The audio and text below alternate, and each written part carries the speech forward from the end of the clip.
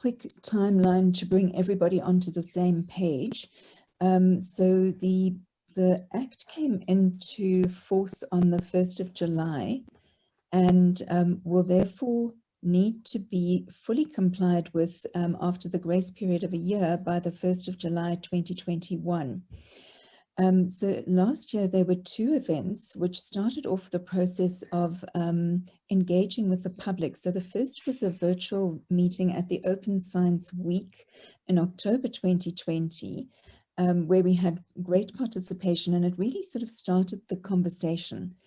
Then in December, at the Science Forum South Africa, there was another session where there was further interaction, just really setting the scene and determining, what the code might do and what it would look like.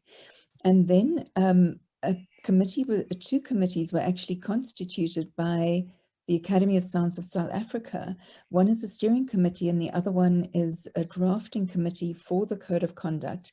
And those two committees have been working very hard over the last 4.5 or 5 months on a code, and also interacting very widely, not only in formal settings, but also informally.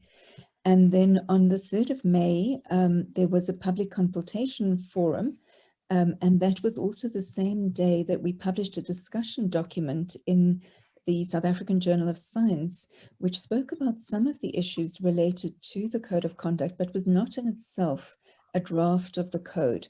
So it was really only highlighting some of the issues. And that was accompanied by an opinion piece which actually explained why it was considered that ASIF was the appropriate body to actually take responsibility for drafting this Code of Conduct for research. And the reason that ASIF is appropriate is that it can broadly represent the stakeholder group for which this Code of Conduct is being drafted. We've already had many written inputs on the discussion document, which we realize is not the code itself. And that is already very important in helping us think about how we go forward.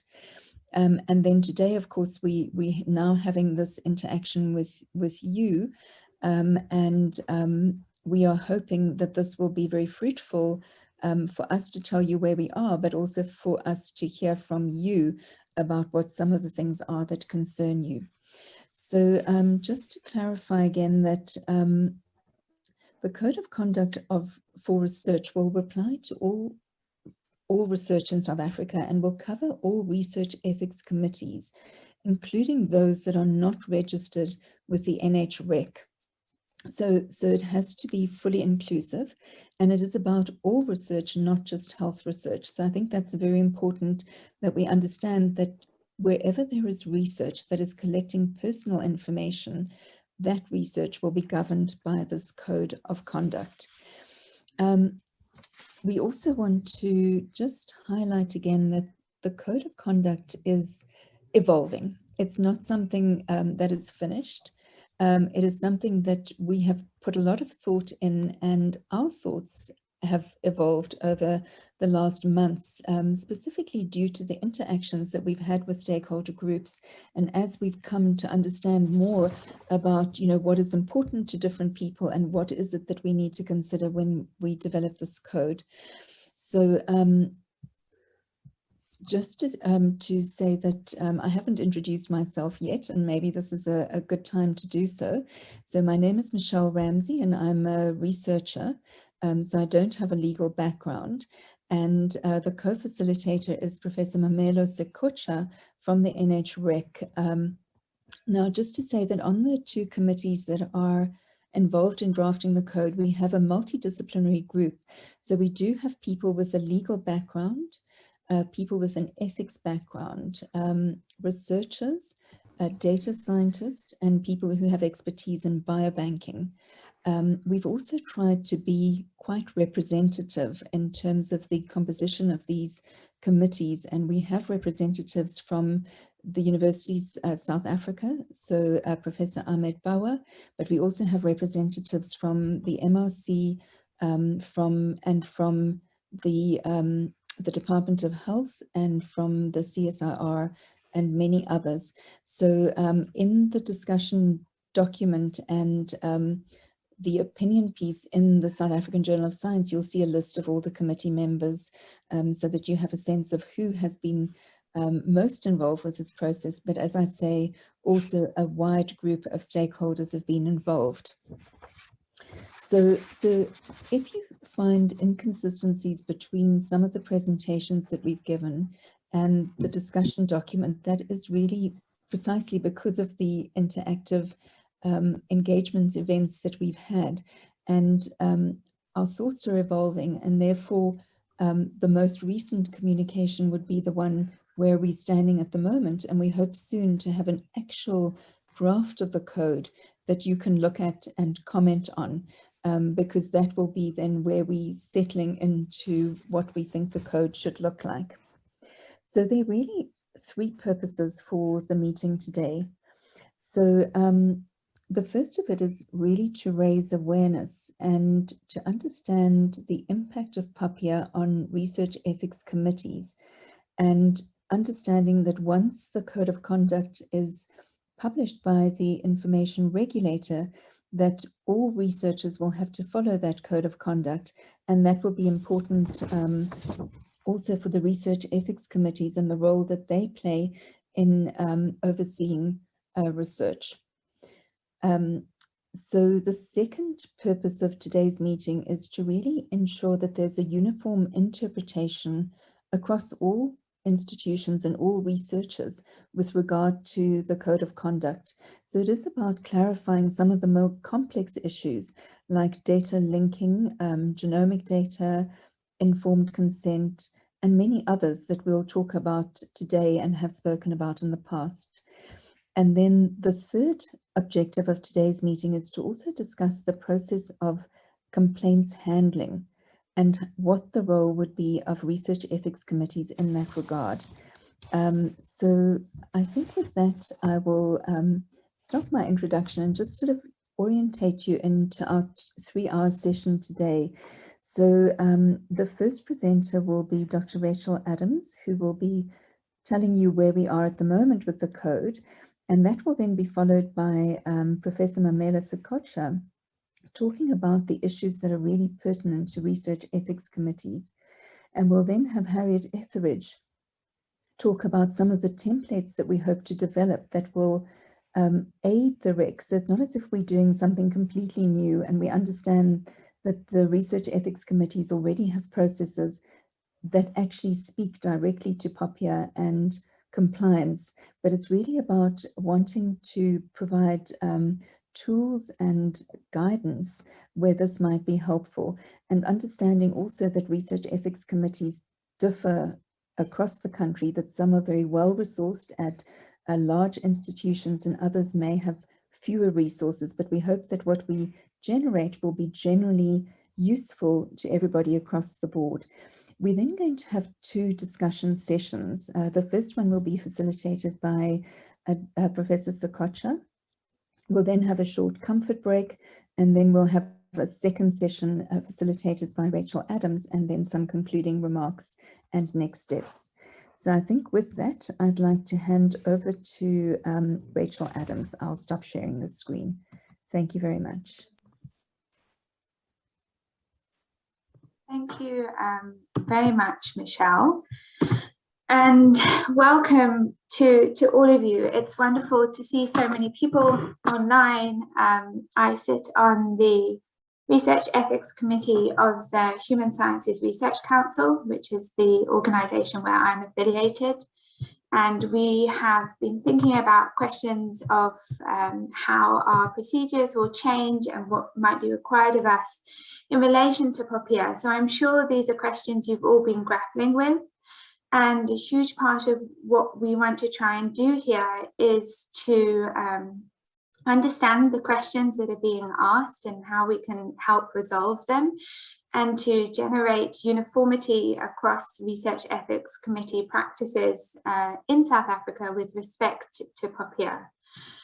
So I'm going to talk about some of the key issues that we are looking at in the Code of Conduct. I'm going to give a kind of quick overview of it and a quick overview of POPIA. I always think it's helpful for us to remind ourselves of some of the detailed provisions in relation to POPIA, and then and then I hope we can have discussion and input, because as Michelle says, we are in the process of developing this instrument, and we want to make it as fitting and as relevant and as practical as we can, so that it becomes a useful tool for all of us in the work that we do. So the scope of the code was a key area where we spent a long time deliberating over ensuring that we had very clearly delimited who this code applies to and what this code will apply to. So it applies indiscriminately across industry and academia, but it applies specifically to academic, scholarly, and scientific research in all disciplines, whether that's theology or sociology or health or engineering, all disciplines that as part of their research process they use, so they collect, process and store personal information as part of their research project. Then we had to come to a sort of definition of what research means. And we looked at some of the definitions that the NHREC have used, and we looked at the definitions for research provided under the founding legislation of some of South Africa's research councils. And we came to this working kind of definition of research as broadly the generation, preservation, augmentation, and improvement of knowledge by means of methods of inquiry, investigations that are recognized as a scientific, as a kind of methodology pertinent to the particular scientific discipline, which is mindful of the value of knowledge for the betterment of society, including open science. So these questions around open science were really important to us, and part of the reason that we thought, and generally the research community thought, it would be important to have a code of conduct under POPIA for research, so that we could reconcile privacy laws, data protection laws that seem to close data flows with the requirements under open science and the values and principles of open science that are about opening data flows. It seemed that there was a disjuncture there, but there really isn't. We must remember that POPIA is a piece of law that recognizes and seeks also to promote those data flows as part of an information society and a global network of societies and institutions, but to do so in ways that protect and enhance and promote individual rights. So we realized very early on in the process that research that involves personal information and that would fall under the scope of this code is also research that would require prior independent ethics review, as the ethics review is required when you have a research project that involves human participants. So we saw the use of personal information, which always must apply to a living person as akin to the involvement of human participants. So I've briefly mentioned about the open data standards that we are cognizant of as we draft this code of conduct. But the other ones include the Bill of Rights and the right, I think it's section 12 of the Constitution, not to be subject to medical or scientific experiments without express informed consent. And then these requirements for consent and for ethics review are also included in the National Health Act and then the DOH guidelines. So we're looking at the overlaps between these existing and well-functioning regulatory systems that govern research in South Africa, and then how this may need to be adapted with the coming into effect proper of POPIA by the 1st of July. So I see some kind of questions coming up and hands being raised, but please note that we have specific times for discussion, and we hope to get to all the questions and issues that you have. So the code of conduct that we are developing is going to cover this kind of list of issues that I have here, some of which I'm going to talk through in detail and some of which I'll go through kind of quickly, mindful of time. Some of these are requirements that comes from the guidelines that the information regulator have published in respect to codes of conduct. So that's the first one here, is that codes of conduct must address and explain how all 8 conditions for processing personal information lawfully are to be applied and understood with respect to the sector that the code is for, our sector here being research. We also need to look very carefully at how the exemptions and the exceptions and the exclusions, which I'm going to briefly go into, apply in relation to research. So there are exceptions from these conditions of processing for research that are not clearly, that we need to clearly understand in order to lawfully, in order to ensure that research projects are lawful and indeed ethical. Then we had a number of questions at the beginning of this process around, well, how does POPIA change or apply with respect to the use of personal information from social media platforms in research projects? So this is a particular area that we are looking into. And effectively, POPIA says that if you are taking or using personal information from the public record in social media where there aren't privacy settings on a particular account in place, social media will constitute part of this public record. Then you don't need the consent from the data subject in order to use that information, and you don't need to notify them that you're using that information. So this basically null and voids any rights that anybody has with respect to that data. And while that may lawfully be the case, ethically it may be a different question. And we haven't resolved this yet. We are still discussing how best we can address some of these issues and provide guidance to researchers in order to use social media data, personal information from social media, in ways that are both lawful and ethical. The fourth one that we have here is information matching programs. So the guidance for codes of conduct that has come from the information regulator require that codes of conduct address how information matching programs will be governed in safe and fair ways with respect to the specific sector the code applies to. And an information matching program is effectively where you have 2 data sets and you combine them, whether automatically through machine learning and AI or manually. And they can raise particular questions and difficulties with respect to the potential to re-identify data that is being de-identified. So when you match data sets, you can produce new kind of correlations that can make it easier or possible to re-identify information, and then people can be at potential risk to various harms or exploitation from being identified through this. So we need to put in place governance mechanisms and safeguards to ensure that the use of information matching programs doesn't cause harms or is mitigating against the harms that may occur as a result of that. We've also been looking quite specifically into processing genetic data for genomics research. The other one here is how POPIA will regulate international consortia and where you share personal information and research data that includes personal information outside of South Africa, and I'll go into that in a little bit more detail. We're also looking at the security safeguards that it would be recommended that research institutions have in place to protect and keep safe and confidential the personal information that they hold. And then a really key one is the prior authorizations, which I'm going to go into more detail about in a minute. And then the last one here is the governance and the review of the code, which I'm also going to go into more detail about.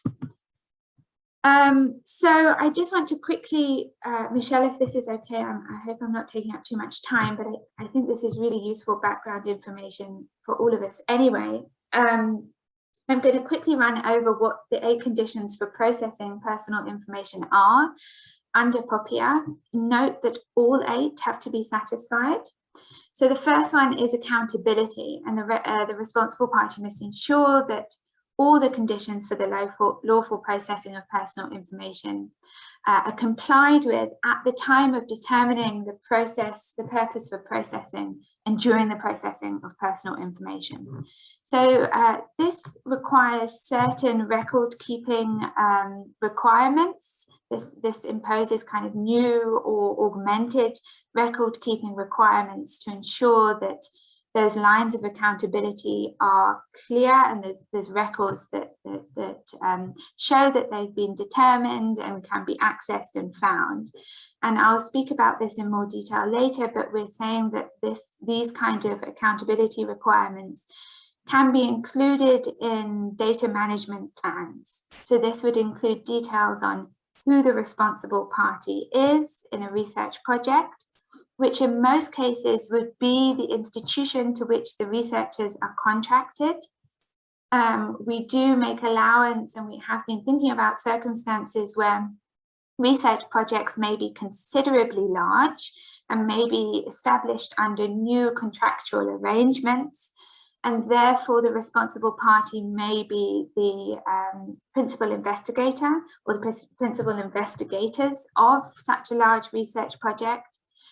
If it was a research project of this size where the PI was the responsible party under POPIA, there would also need to be information officers, at least one information officer that is established as part of that too. So there must always be a alignment between the responsible party and the information officer, because at an institutional level, it's the information officer under POPIA who is ultimately the party that is legally responsible for ensuring that the institution as a whole is compliant with POPIA.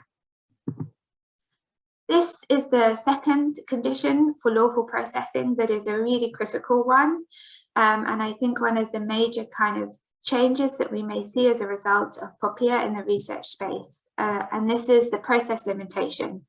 So the first one here is that a responsible party must ensure that there is a lawful basis, there is a lawful reason for why they are processing personal information, and that there's therefore a defined purpose for doing this, and that their purpose could not be achieved without processing as much personal information or any personal information. So this would be thinking about, can your research question be answered, can it be answered using less or no personal information? Often we have very large samples and large numbers of research participants in a research study in order to strengthen the science of that project. And that's absolutely fine, but that would need to be recorded and explained and written out in order to ensure that that research project was lawful. And then what I've got listed here, and we will share all these presentations, and this is from section 11 of POPIA, so you can look it up yourself, but this lists what the potential lawful bases are. So the first one is consent, but there's some guidance that's coming out of the European Union and the information regulator too, about how consent is a lawful basis, but you must bear in mind that consent can be withdrawn at any point, and therefore the lawful basis is withdrawn. And so we should think about a second lawful basis or using another lawful basis.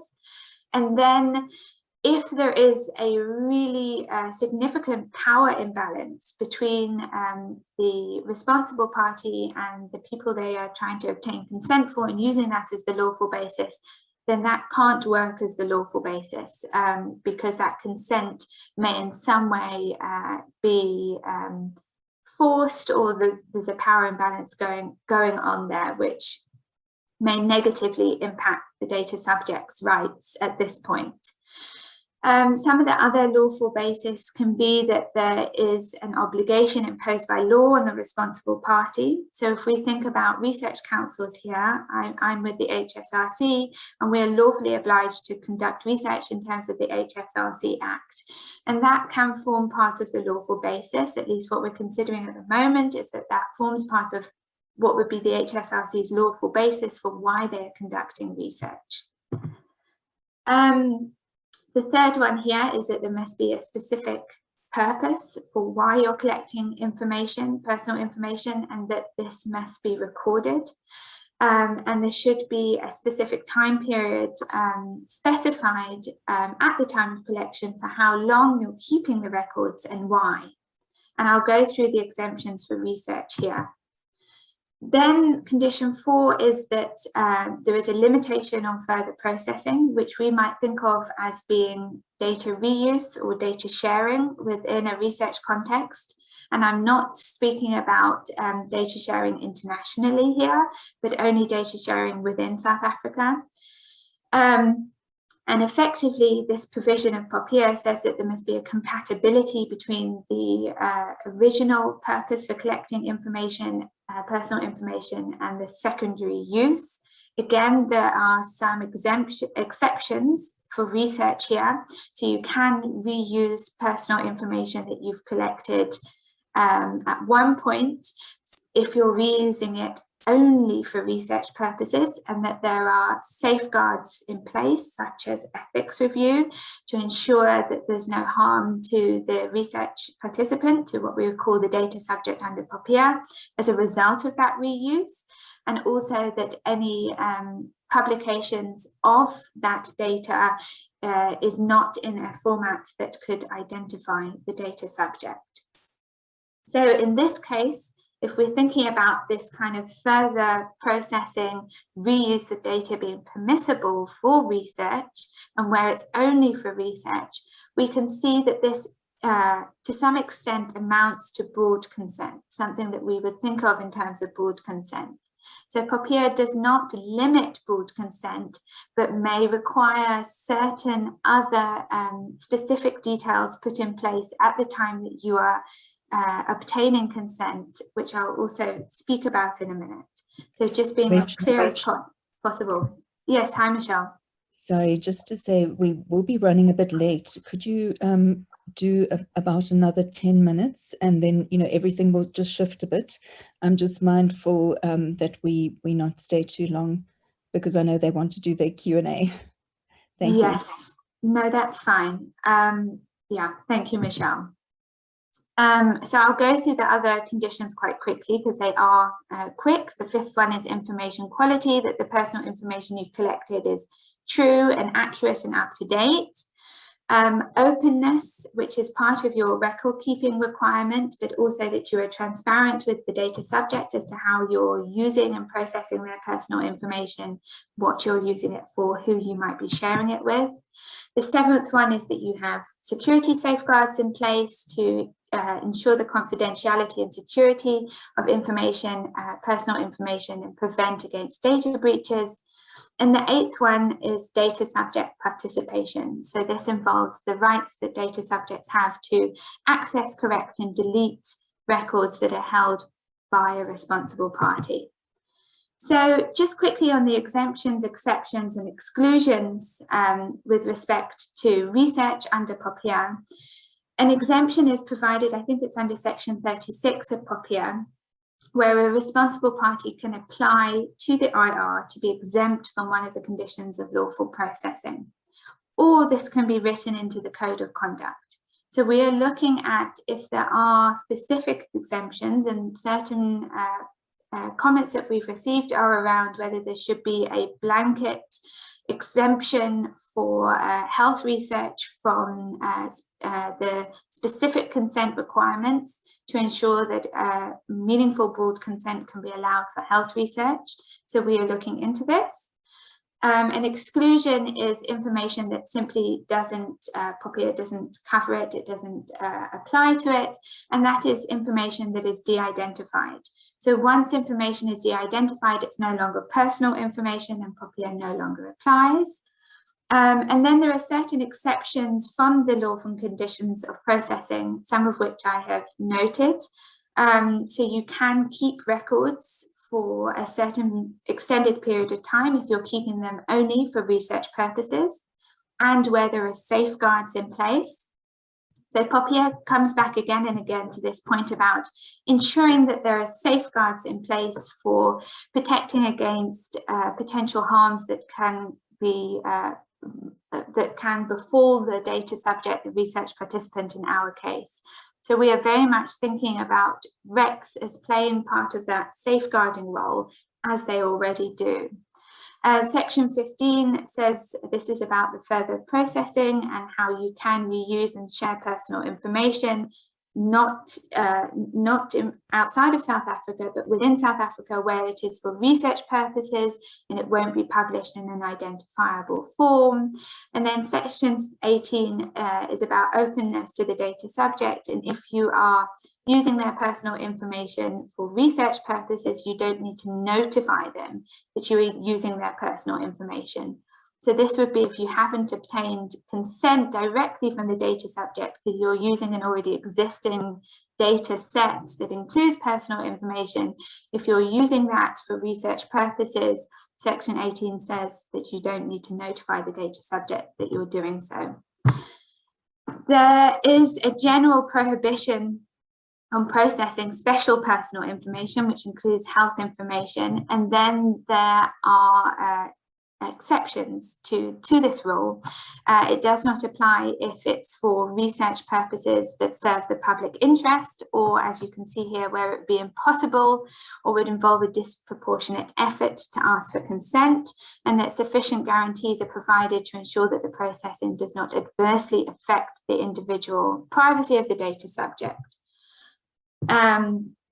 Similarly, you can process, there's an authorization to process genetic inherited characteristics is the terminology used under POPIA, where it is for research purposes, historical statistical research activity, and then similar to using special personal information for research purposes where it's in the public interest or where it would involve a disproportionate effort to ask for consent. This is permissible for the use of information pertaining to a child under section 35 of POPIA. So a lot of what we're trying to do is to explain in the Code of Conduct how these kind of exceptions work within a research setting and how we can understand them in a really clear way. And a number of issues were raised with respect to consent. POPIA requires specific consent, and it doesn't, and as I said, it allows for further processing, which is like data reuse or data sharing. So it doesn't seem to amount to what the Department of Health guidelines on research ethics speak of as narrow consent. So we are suggesting that researchers need to be as specific as possible when they, at the time of consent, of gaining consent, about how they may potentially reuse or share personal information. They need to get consent for transferring information outside of South Africa, and there needs to be a written agreement in place. And then consent needs to be taken as an opportunity to educate and inform data subjects about their rights under POPIA to access and delete that data and to make complaints.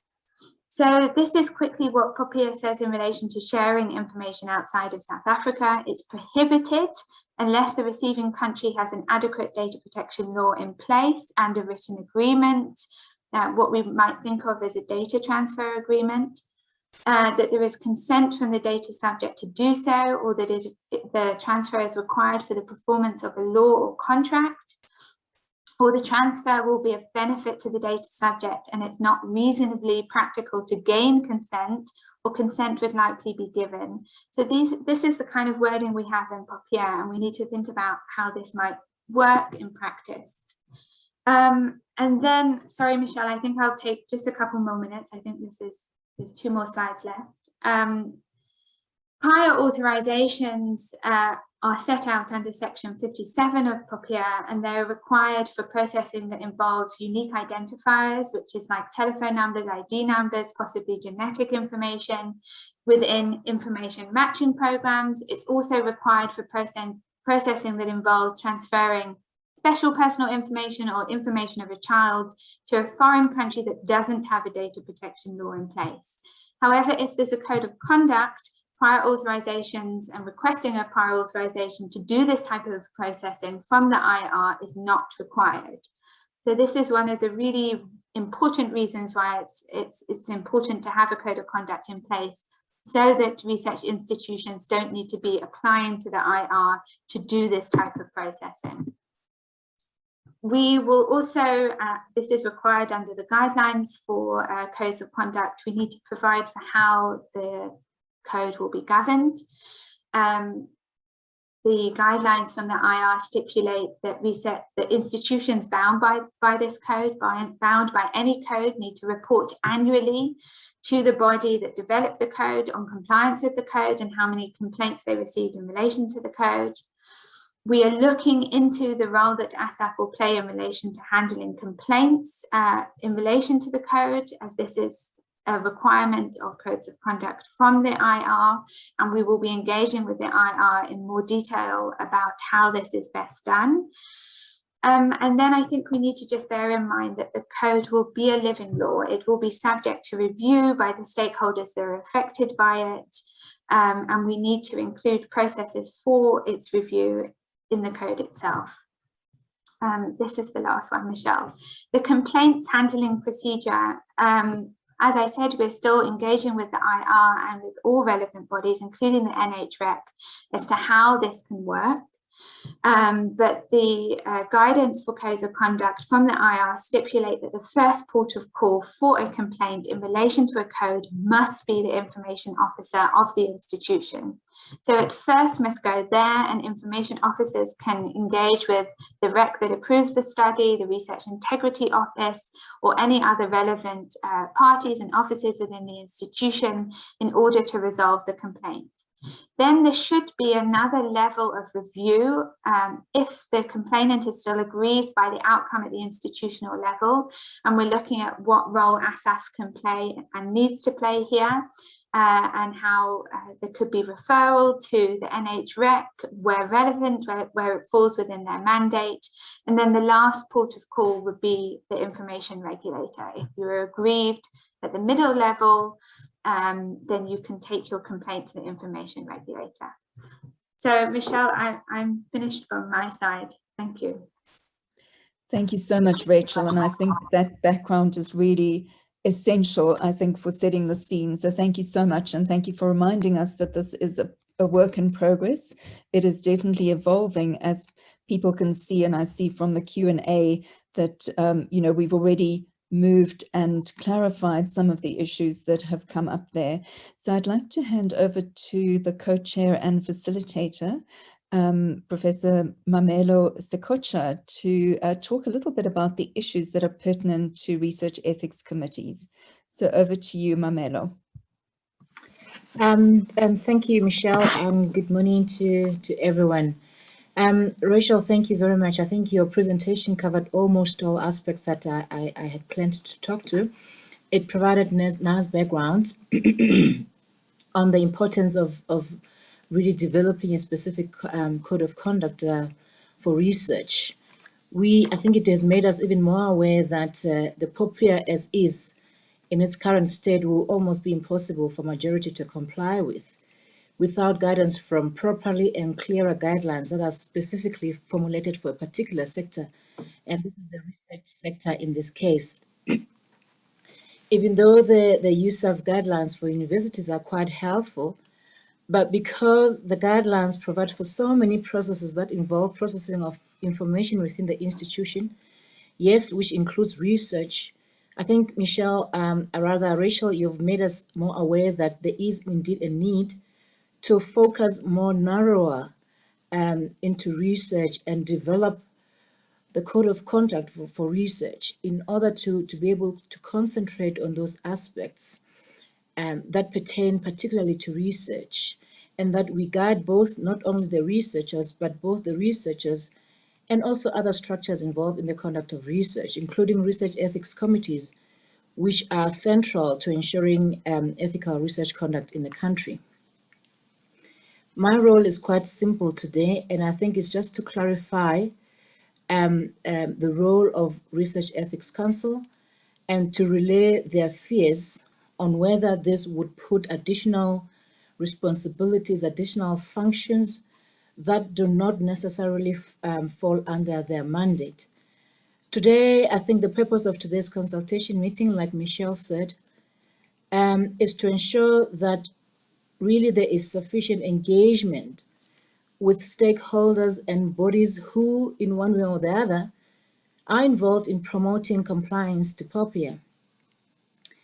And they participate that in the development of the code, that there is sufficient engagement, there is sufficient participation, and voices of regs are also heard. This is because the Research Ethics Committee's primary role really is to protect research participants, to protect them from harm that might be embedded in the research they participate in.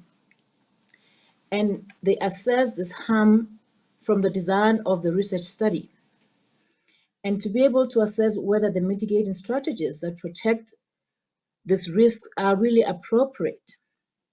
So the fundamental principles that govern ethical research with human participants include protection of privacy interest, which is specifically protected by POPIA. This is the basis why we're having this engagement today with the RECs. POPIA is largely about protection of privacy. Yes, there are other ethical aspects, such as data management, all-inclusive, the entire process of data management, from how data is collected, how it's analyzed, processed, stored, and stored. And this includes really records retention, as Rachel alluded to. We are aware that there are some provisions under the DOH guidelines on data management, but these aspects are also imperative under POPIA. In addition, POPIA requires other aspects that are not necessarily mentioned in the DOH guideline, such as the record schedule that needs to be created, the disposal programs that will need to be implemented, and so on. So it has required us to come together to see how, in the code of conduct, we can add all these aspects that will sufficiently guide the RECs, these aspects which are paramount or imperative under POPIA. So other aspects I think that are also highlighted quite explicitly in POPIA is that of consent, which Michelle has spent more time just going through the types of consent and making the research ethics committees of this in the context of POPIA. I believe that the code of conduct will dwell more on the types, what requirements under which type, what information will be or will have to be provided to the participants in order for the regs to assess the appropriateness of the information vis-a-vis the consent that is being signed. So this has made us aware that there is considerable overlap between POPIA goals and research ethics principles, and the research ethics committees are central in assessing compliance to research ethics principles. So today's engagement does not suggest that the current REC's procedures and decision-making processes really fall short of POPIA requirements. It is not suggesting that, but rather it is aimed at strengthening the research regulatory oversight and the protocol review processes in order to prevent any violation of privacy of participants, but rather to promote compliance to other provisions of POPIA. For the research ethics committees that review health and health-related research, we are aware of the section 3.1.8 of the DOH guidelines, which address privacy and confidentiality in research. But through the development of this code of conduct, we are aiming to ensure that regs are able to not only comprehend the information that is already provided, but articulate the information and its applicability in the context of POPIA, and that there is no confusion whatsoever. We realize that there is more information that would need to be added to ensure proper alignment with POPIA. So the aim is not necessarily to turn the research ethics committees into compliant officers. As the NREC, and I think also ESF, we are aware of the important difference that exists between the regulatory system that governs research ethics and the regulatory system that protects privacy of the interest of people under the POPIA Act. We know that there is no requirement for a compliance officer in the membership of RECs, and therefore there could not be, or there is no, I think, adequate expertise anyway to take up this role, also given the limited availability of other resources as well. So we are well aware of these issues.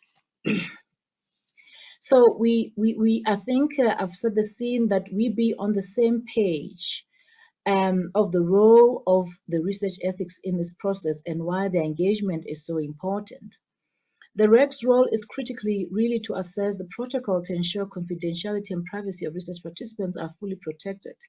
And so the aim is to ensure that RECs perform this function competently and that adequate explicit information is provided so that in their review, they are able to then focus on those issues that are critical under POPIA context, being the review of the data management plan, being the review of the consent, being the review of the risk assessment in terms of possible exploitation of the use of personal information and so on.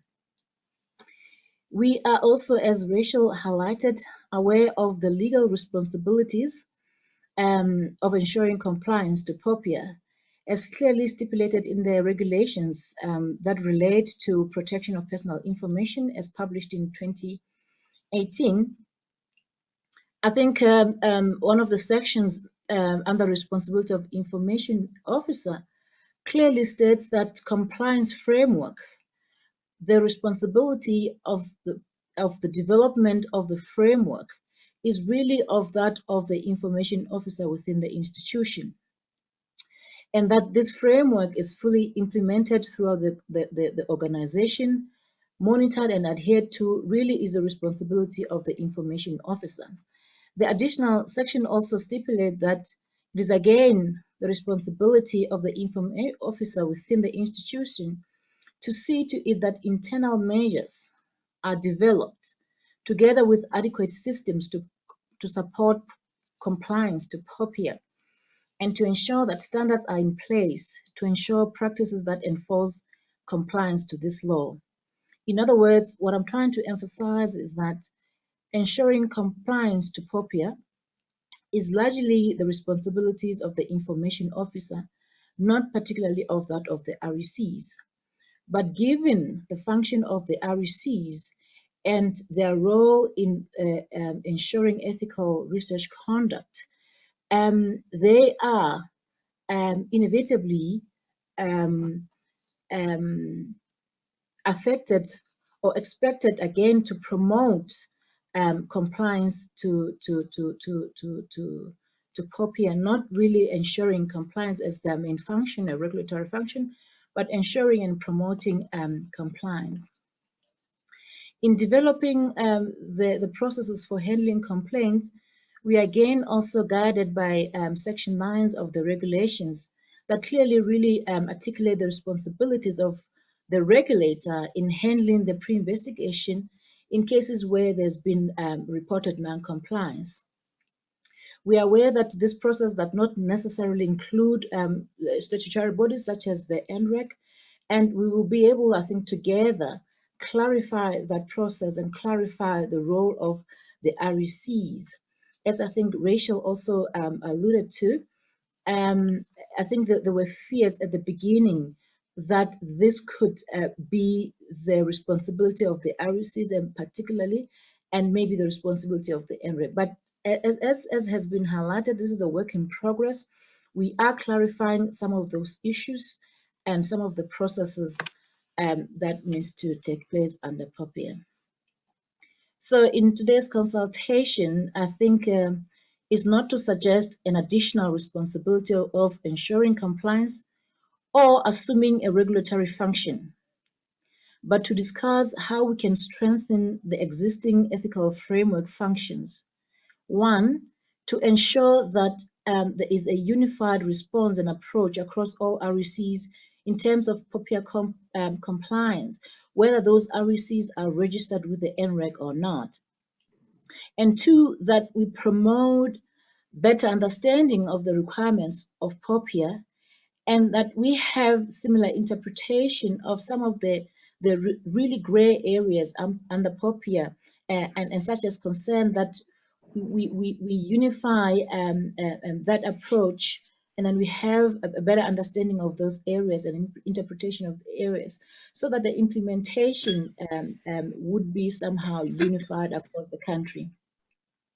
I believe this is really to raise awareness of the need for proper risk assessment in terms of POPIA, which really is the responsibility of the RECs, and that together we may develop useful guidance and implementation tools to equip the RECs adequately so that they are able to promote POPIA Act compliance. To consider what will be useful, how that will be useful to the RECs. And the idea is really not to provide prescription of what exactly has to happen, but rather guidance that helps them have a broader view in the review process, and that together we are able to promote compliance and to ensure that we have fewer complaints coming back to either the RECs or the information officer within the institution. So with that, I think Rachel and Michelle, that would be, I think, my presentation to the RECs and what the aim of this consultation is about. Thank you very much, Mamelo. I think you've highlighted so many of the important things and echoing many of the messages, and I'm hoping that the Research Ethics Committee members are feeling a little bit more at ease.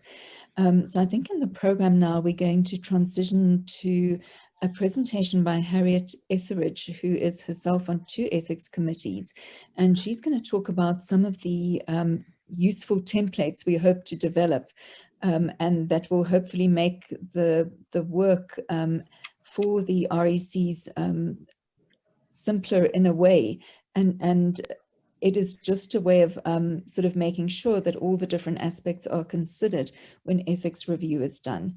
So I think without further ado, I'll hand over to Harriet. Thank you very much. Thank you very much, Michelle. I'm just sharing my slides. I hope everybody can hear me properly. Yes, we can. Thank you. Great. Good morning, everybody. Thank you all, my colleagues on Ethics Committee, so much for being on this forum this morning. I've been part of the drafting group for this code of conduct, and I've learned a lot through the process. And especially I've come into this being very aware of what are we going to be asked as recs to do, and how can we assimilate it. So it's really important that you're all online today, that we can hear each other's opinions, because I think Mamelo has really emphasized that it's going to take a community to make this work, and that community is us. So thank you for giving me the opportunity to just talk through some of the useful templates to recs and to garner your opinions about how we can make this work. So what struck me during this process is that POPI is a reality. It's here to stay. And it started off with people saying, oh, POPI is going to be really annoying and difficult to comply with, and it's going to make our jobs much tougher. And the fact of the matter is that it's a legislation that is going to affect all of us in some way. And the spirit of our code of conduct and what we're trying to achieve here is to empower researchers, institutions, and recs in their research functions. We're going to try to make POPI interpretation in this context more straightforward.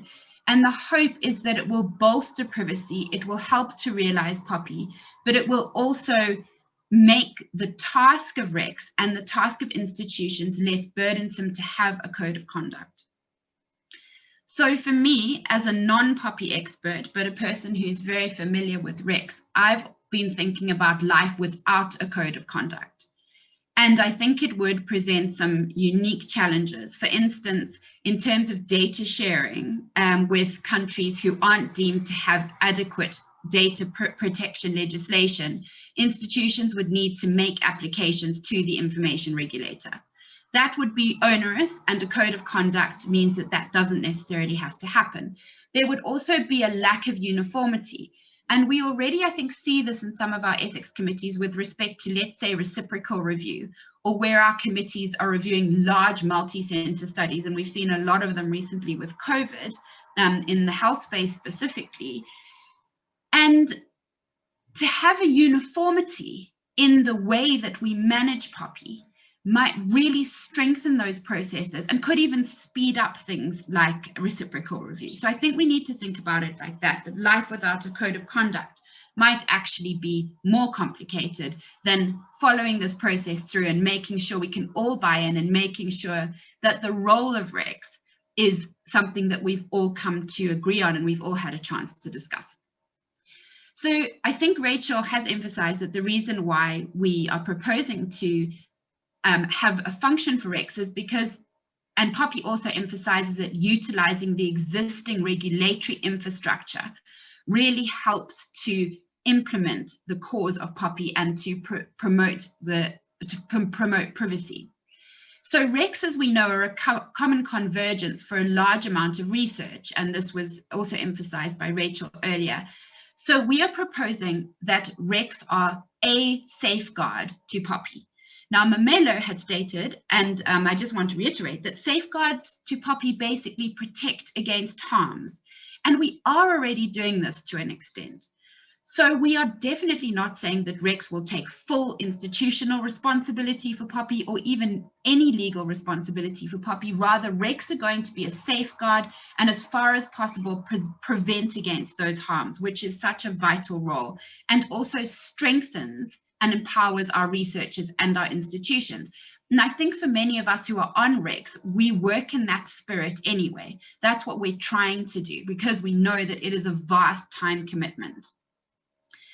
So in my presentation, I just want to look at a few mechanisms that we're trying to develop to work out how we can make this function as a safeguard easier for REC members.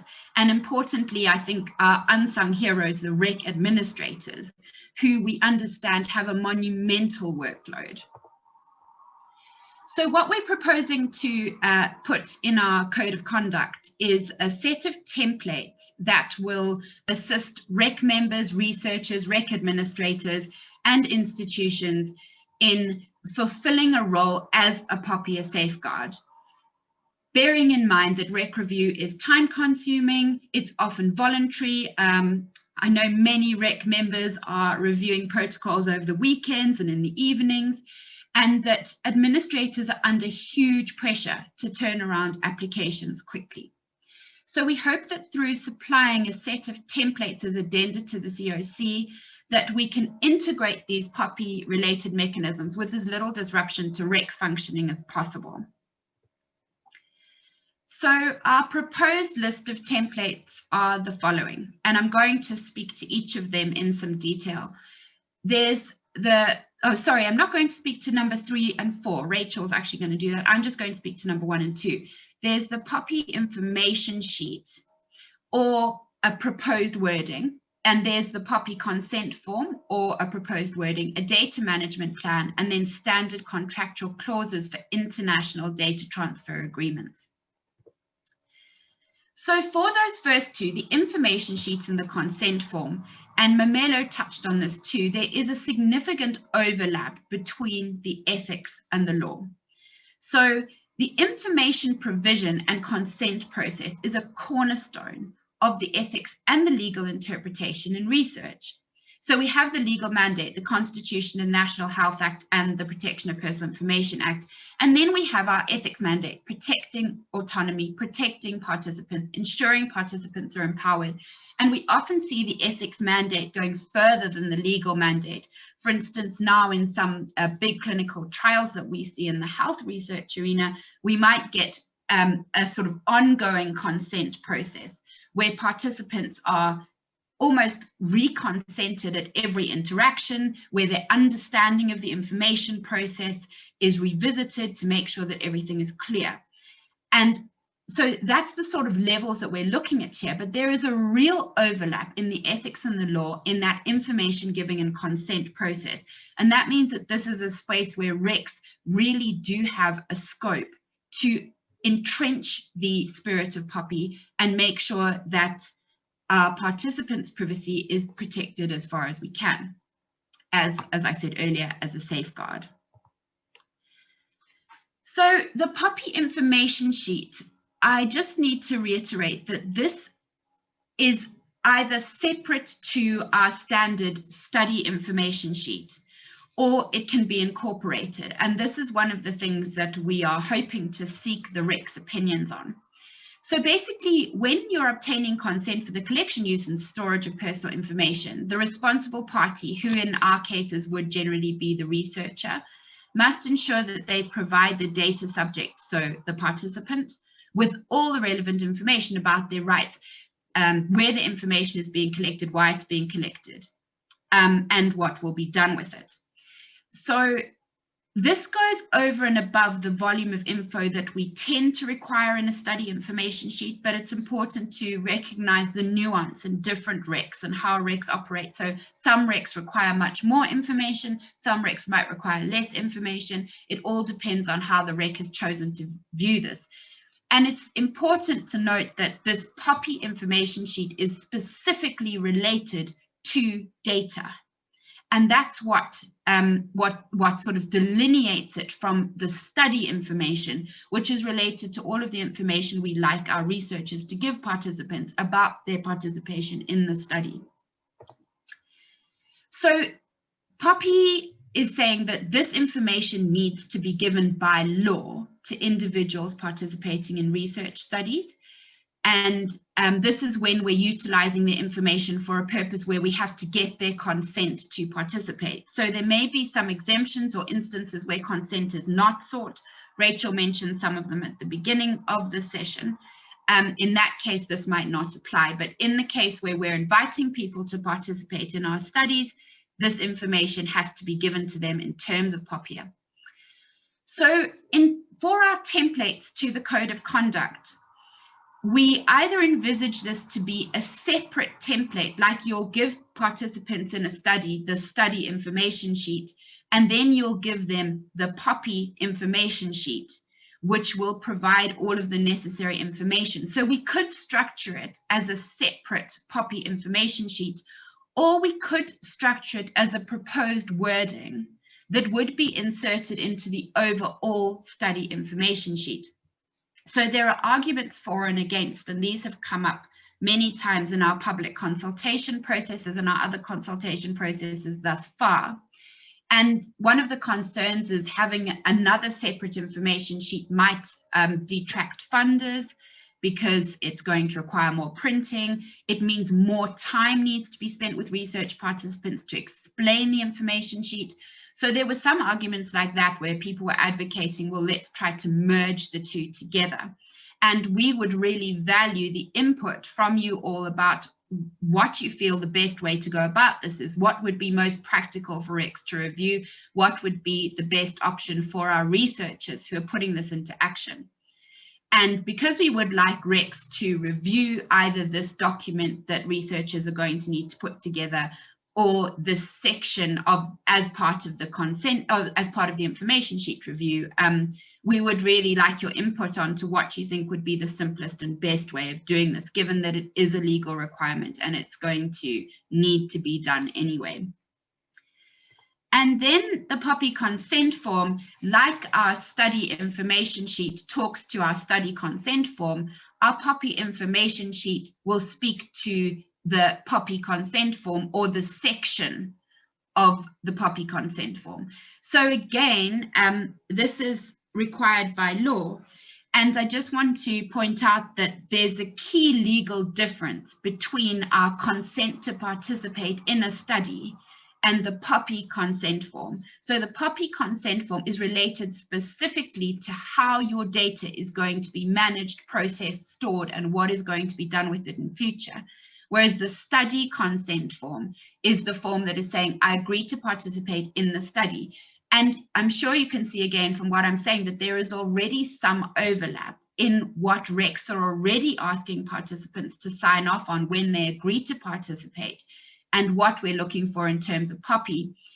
And one of our challenges in this code of conduct has been how we align our code of conduct to international norms and standards, which is also very important because that alignment will foster a spirit of international collaboration in the name of open science that we're looking for, and will help us to really facilitate international data sharing that is becoming so vital.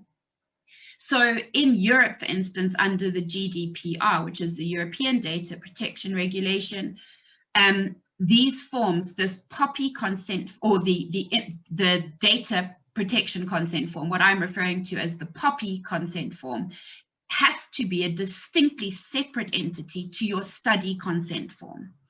So POPI doesn't go that far. It doesn't say that they have to be separate. So once again, we would really appreciate input from all of you as to whether we have a list of POPI related stipulations that should be added into the study consent form, and which a prospective research participant would still need to go through and sign off on that section, or whether it would be more practical to have a totally separate POPIA consent form for every research study that is submitted.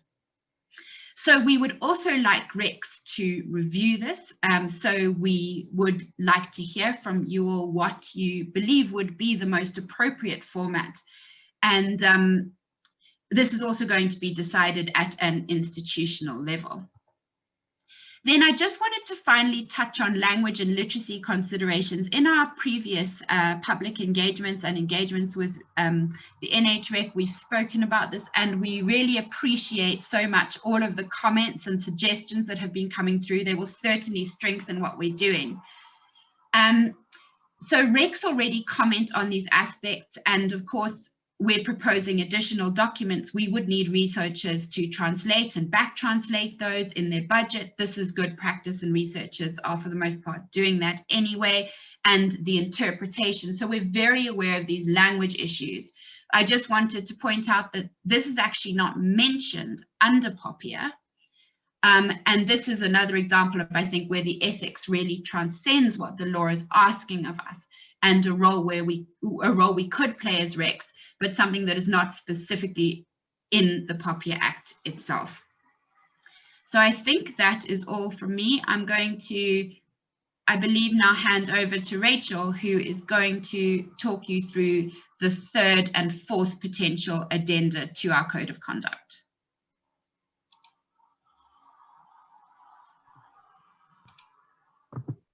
Thank you so much, Harriet.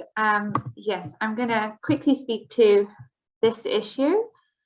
As I mentioned earlier, POPIA is going to require certain extra record keeping in respect to how personal information is processed and handled. And a lot of this is already done, but it needs to be made clear how that is taking place, and it needs to be centrally recorded. And as everybody has reiterated, it will be the responsibility of the responsible parties to ensure they comply with POPIA. It will be the responsibility of information officers to ensure that there is an institutional framework for compliance with POPIA in place, and to ensure that everybody knows what to do and is complying.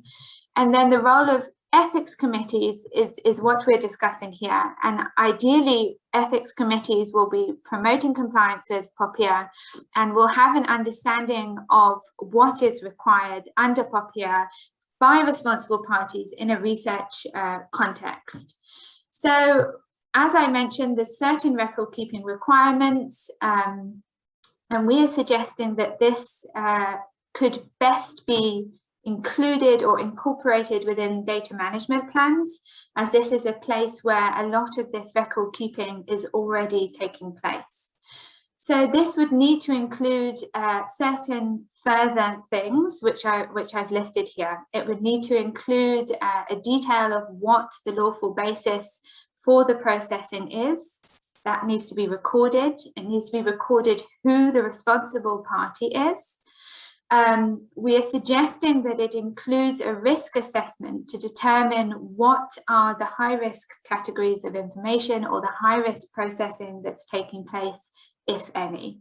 So this is another requirement that's come from the information regulator in relation to codes of conduct as to how high-risk processing and how high-risk personal information will be handled and what safeguards will be in place.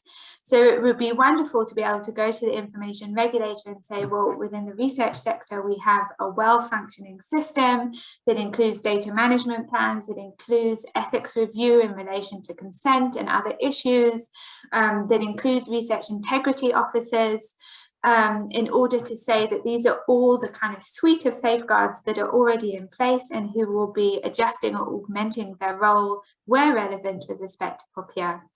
And then the other thing that needs to be included is the consent process.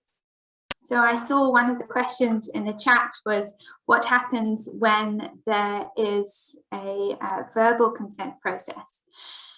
And POPIA is not completely clear on this. POPIA says that where you gain consent, it is the responsibility of the responsible parties to document that consent process.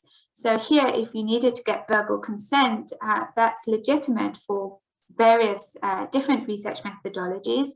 And you would need to, perhaps in your data management plan, this is what we're suggesting, and it's open for discussion, record that process.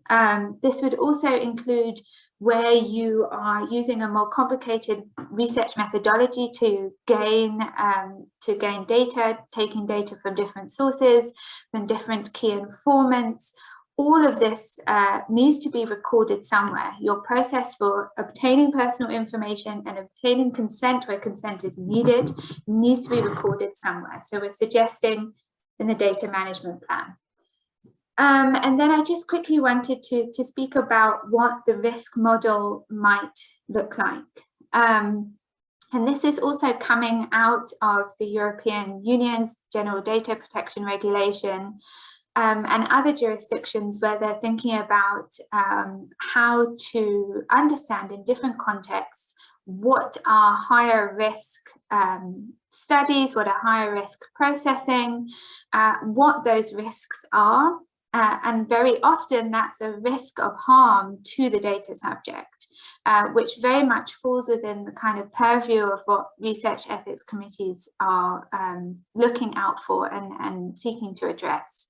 So some of the questions that responsible parties in a research context will be needing to ascertain in order to determine how high risk their study is what is the type of personal information we're collecting, noting that special personal information under POPIA, so health information, information relating to someone's political persuasion, information relating to children is considered higher risk personal information, whether you'll be transferring information outside of South Africa.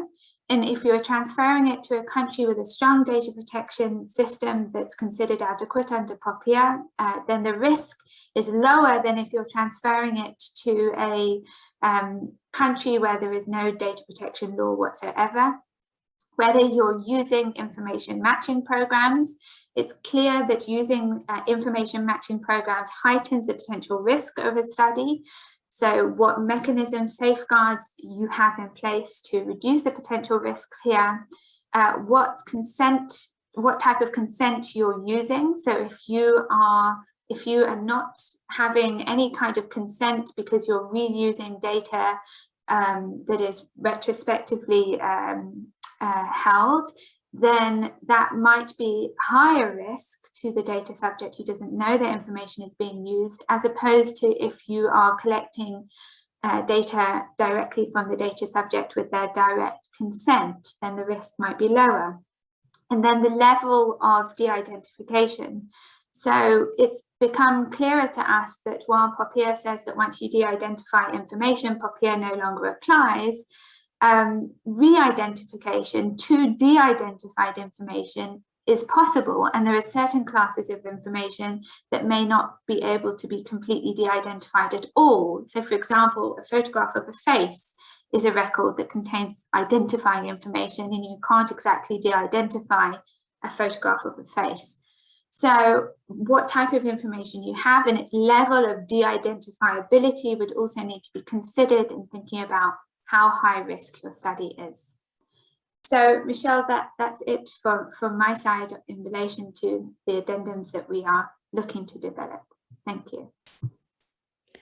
Thank you very much, Rachel. And I'm hoping that people find that useful. And I think just to stress again that the code of conduct and the templates are not to be prescriptive. They may need to be guidelines for people to adapt according to their circumstances. So we do hope that there will be institutional autonomy and flexibility, and we understand that it's not a one size fits all. So I've seen a very animated chat stream about, integrating the POPIA information sheet and consent versus having a separate one. And, we would not be prescriptive in the code of conduct on that point, but rather say that the importance is to include the content so that that is compliant with POPIA. So I'd like to hand over now to Mamelo, who's going to be facilitating the discussion session. And so we've got a good 40 minutes, Mamelo, and I'm hoping that you can see the questions in the Q&A, and I'll hand over to you. Thank you very much. Oh, thank you, Michelle. Yes, I've been able to go through the questions in the Q&A, and as I go through them, I wonder whether most of them perhaps came before the presentations made by both myself and Harriet, who touched on the different templates and the content that is envisaged in those templates, and how the templates aim not to be prescriptive, but to guide the research ethics committees in performing their already existing functions, not putting on them additional regulatory function, which is really not what regs are supposed to be doing. I wonder whether maybe reading out loud one of the questions and perhaps addressing them one by one would be useful.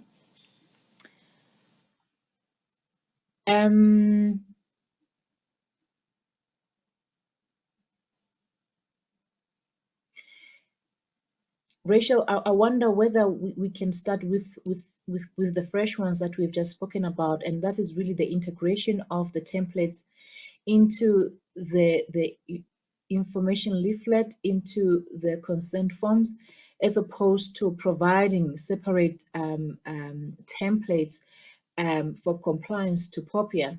The argument is that providing separate templates adds more really to the paperwork and the paper load that both researchers and the RECs have to consider and go through, that most probably integration of these templates in the existing leaflets and in the existing informed consent would be more appropriate. Harriet, would you want to maybe comment on that?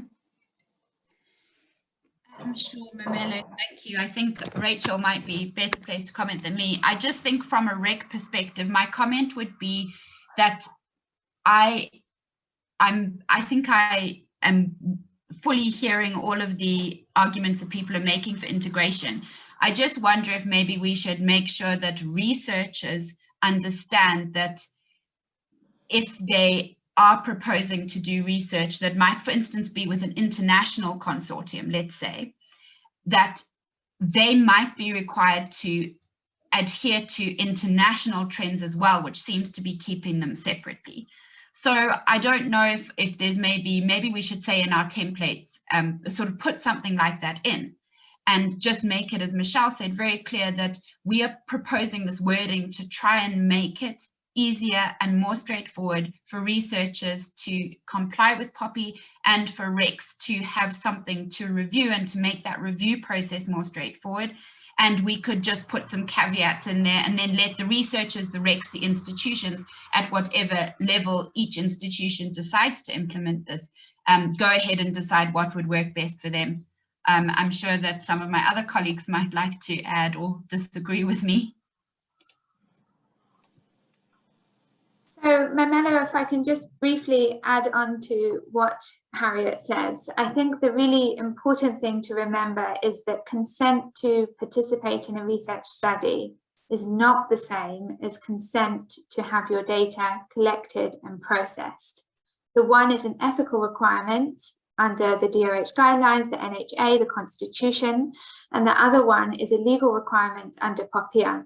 So responsible parties just need to ensure that they obtain both consents, and how they do it will be up to how the institution decides that it's best to do it. We would just be recommending particular kind of templates or wording or suggesting that for how the POPIA consent, the consent to have your data collected and processed, could take place together with the POPIA information sheet. So at the time of obtaining consent, you need to educate and inform data subjects about what they're consenting to and what their rights are. So the two need to go together, whether they're in one document or in two separate documents would I think be up to the institutions to decide what works best for them. I wonder if I can briefly respond to a question that was raised in the chat about implied consent. And if you participate in a study or in a focus group, you have a, it's implied that you're giving your consent. So no, I think POPIA is very clear that you need specific consent for having your data processed and collected, and need to fully understand what that means and what the consequences of that are. So implied consent, in my kind of initial reading, would not be POPIA compliant at all. I understand that there may be differences with verbal consent, non-written consent, as long as there's all the records kept as to what that process entailed and how data subjects, research participants were made aware of what their rights were and what they were consenting to. But implied consent does not seem to equate to the specific consent required under POPIA. Thank you, Rachel. Maybe just to add to that comment as well, to say that in fact the National Health Act also requires written prior consent and really does not provide for other forms of consent. And we have seen, including verbal consent and so on. So, but we have seen that under COVID context, that it was not possible, or in fact sometimes impossible, to obtain written prior consent, and that there were mechanisms put in place by various regs to have verbal consent, but for as long as the process of consent, as you've alluded to, was recorded fully, and there were mechanisms in place to obtain a written consent even at the later stage. So I'm adding and emphasizing to your response, Rachel, to say that in all the mechanisms, we always have to have a legal basis for the processes that we put in place. And at the moment, according to the National Health Act, there is no legal basis or provisions for any form of consent except the written prior informed consent. Are there additional comments on the issue of consent? Perhaps we can take this moment to exhaust that topic. I'm scrolling through the questions to say if there are other comments concerning consent. What happens when study is conducted in indigenous people where the king of the head, let me rather scroll to that.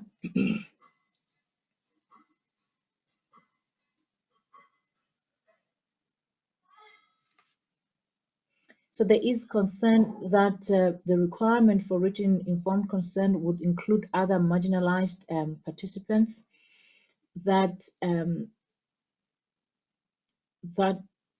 Okay, I'm sorry, I'm not able to read through either of these in the chat and not the Q&A. Perhaps let me go to the chat box. Oh yeah, they're in the chat box. So with regards to the current discussion on implied consent, am I correct in interpreting this just for information covered under discussion, that is personal information. So am I correct in interpreting your question as saying whether, you know, the implied consent will only be for personal information, but there will be another written consent for participation in the study? Are you saying that your question separates, you know, consent for participating in the study and consent for the use of your personal information, and that for participating in the study, you agree to, you know, written informed consent, but you're suggesting there are implied consent, particularly only for information, personal information collection?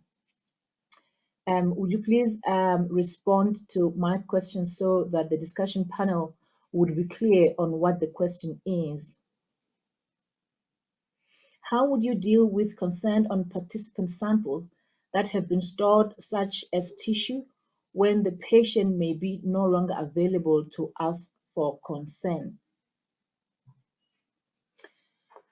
Jessica, would these samples be de-identified, or will the samples and the use of the samples be in an identified manner, an identified manner, which will then necessitate, you know, the requirement for consent from, you know, the donors?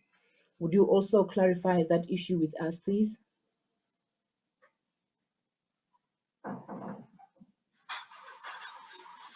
My concern with written consent requirement is that this would exclude the most marginalized from being studied.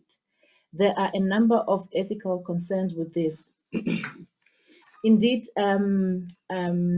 Alina, we as I think at an NREC level, we have realized that there are a number of challenges with the requirement for written consent. But in fact, the DOH guidelines do make exceptions for other types of consent where the written or the prior written informed consent is not possible. As I've also explained, that during the conduct of research under the COVID pandemic has really necessitated us to look at other forms of consent that are considered ethical and still acceptable under the context, to see that both the marginalized in terms of location, in terms of literacy, are not excluded unethically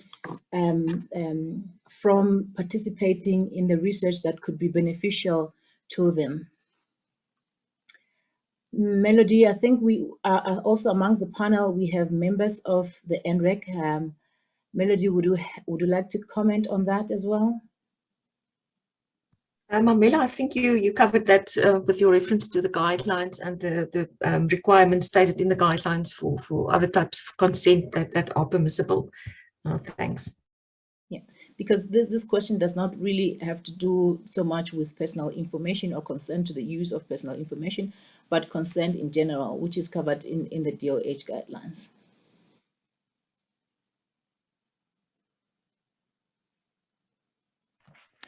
Mamelo, this is Michelle.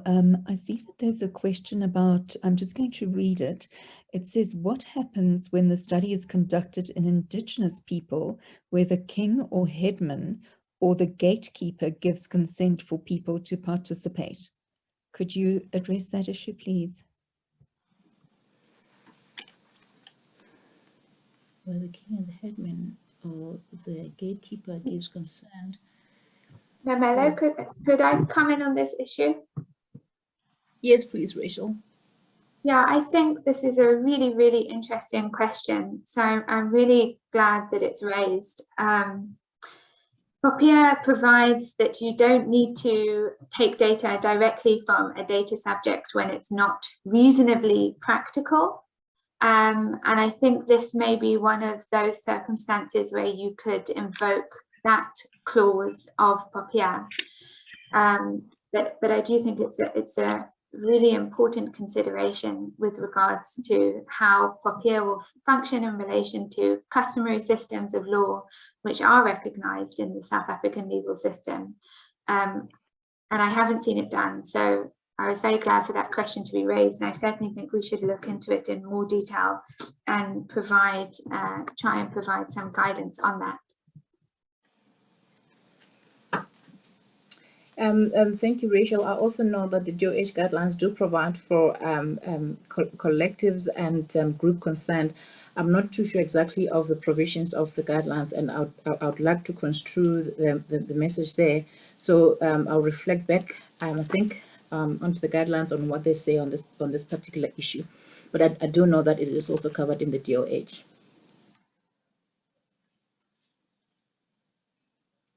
There's a concern that, please, Professor Swatcher, switch. Unfortunately, I am using one of those ancient machines that does not have a camera. So I apologize that I cannot switch my camera on. I apologize that the audience could not see me.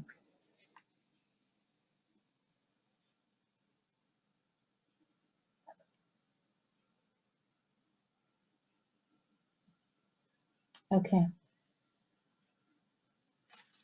In the Q&A, I think there was a concern expressed, Rachel, although I know that you touched on it a lot, and I also touched on that.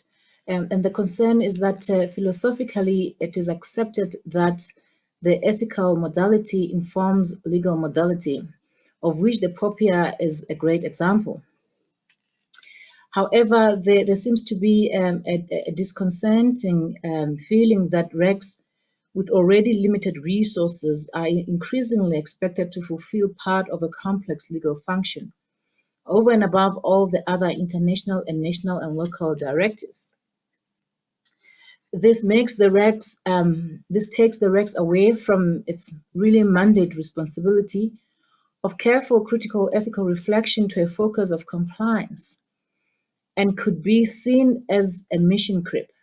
Educational institutions need to design comprehensive POPIA compliance across the stages. I think in my presentation, I really addressed this issue explicitly and adequately, in emphasizing that we are aware of the difference that exists between the regulatory system that governs ethical research and really that governs regulatory system that protects the privacy interest of people in terms of POPIA. And I explicitly also mentioned that there is no mission creep whatsoever or intention whatsoever of turning the RECs into compliance officers. We are quite aware of the responsibility or the primary role of the RECs, and that is to protect the research participants from harm. And they perform this function during the normal functioning of reviewing protocols. The intention of today is to really strengthen that review process, to be able to equip RECs more on what additional aspects that pertain to privacy and confidentiality they need to be aware of in terms of what's needed or what's required under POPIA. This falls under their mandate and already on what they are doing as their RECs in their normal functioning. And I think in my presentation also said that today's meeting is not to suggest that the already RECs procedures and decision-making processes fall short of POPIA requirements. This consultation is rather aimed at strengthening the existing ethics regulatory oversight and the protocol review process, and really is not to ensure compliance, but to promote compliance and prevent violation of privacy of participants. And this really, I believe, falls under the mandate of the RECs, which is already what the RECs are doing, which is already the primary role of the RECs, not an additional regulatory function. I explicitly mentioned that the purpose is not to turn RECs into compliant officers or to burden them with the function of being a regulator or assuming a regulatory function, which is not really what they're supposed to do. I further highlighted that we are clear on the provisions of the regulations that pertain to POPIA as published in 2018, which really stipulates clearly the responsibilities of the information officer within the institutions. And I went ahead to mention some of those responsibilities, and that the regs would then, those who are established within institutions, need to be aware of those institutional policy frameworks and the various processes that are established and designed by the institutional information officer to support compliance to POPIA. I'm not too sure, my colleagues, if you would want to add to that and really address the concern that there is additional function, there is additional burden of work that is being put on RUCs, or the additional expectations for the RUCs to do way beyond their normal functioning, as opposed to strengthening their normal functioning, as opposed to equipping them better to be able to promote, not to ensure compliance. There's a difference between promoting compliance and ensuring compliance as an information officer. Michelle, Rachel, Harriet, maybe would you like to add to that point? I see that Minri has a hand up. Would you be okay for her to go? Yes, please, Minri. Sorry, I can't see the hands up. Minri.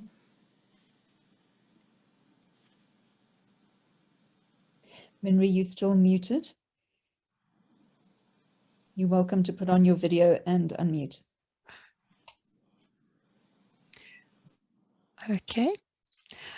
I think what's important in the discussion that we're having is the burden that's on RECs at the moment, or that we are envisaging can maybe happen, and that RECs are fearful of, as well as the burden that we might put on participants, and that fine balance of and maybe the information officer. If the researcher doesn't take that responsibility on of including all the documents that we are talking, whether it's integrated, whether it's separate, it is looking at the burden on the participant that we must be very careful of as well, because that's where we will, as RECs, ensure that we comply with POPIA, but that we are also very clear on the ethical requirements asked from us. And just coming back then also to the question that was raised, Mamelo, about consent and the DOH, and I am fully aware again of the non-registered and registered committees, but where the question was asked about community consent. Now the DOH is very clear, for instance, when it's minors, independent consent, but not for other conditions really so much, but for minors, when it's about sexual aspects, activities, or substance abuse, that there then can be a kind of community consent and allowed. So it's not that clear on the previous question, and I just wanted to use this opportunity as well to just mention that. Thank you, Minri. Are there any additional comments on these issues that we have touched on? Yeah, hi, Mamelo. I just wanted to come in quickly because I know this is a difficult and tricky transition or augmentation of various roles, and we have to look carefully at how bodies are constituted and mandated. And I can't remember who raised the question, but it's true. POPIA is a principle-based legislation. It's based around what are effectively ethical principles. So it's not clear, it's not easy to differentiate what is a legal requirement and what is an ethical requirement. Very often the legal ones are ethical ones. It's not easy to split these up. And so RECs are a really critical stakeholder that we hope as a result of this process may be able to be better resourced, given the time and the resources they need to do their work, because it's clear that RECs are playing a really critical, really important role already within the research sector, and this role may, as we've all discussed, be augmented. I think the other thing to note is that there are newer and more ethical challenges arising as a result of the misuse of personal information. This space is changing. The ethical questions in relation to research 10, 20 years ago are not the same as they are today, and they will not be the same in 10 years' time. So the role of ethics committees is always going to need to be dynamic and changing as new ethical concerns in relation to how research is conducted and what potential harms it may have on individuals and communities as these new issues arise. So yeah, thank you, Mamelo. Thank you, Rachel. There is a concern or question here that has to do with funding. And the question is whether there is any sense of the funding of the additional role of the information officer in higher education institutions and other research institutions already under financial strain. I know that this is not directly relevant to the code, but what can we expect from various parties? Needs to be realistic, and are they doing this on top of other duties?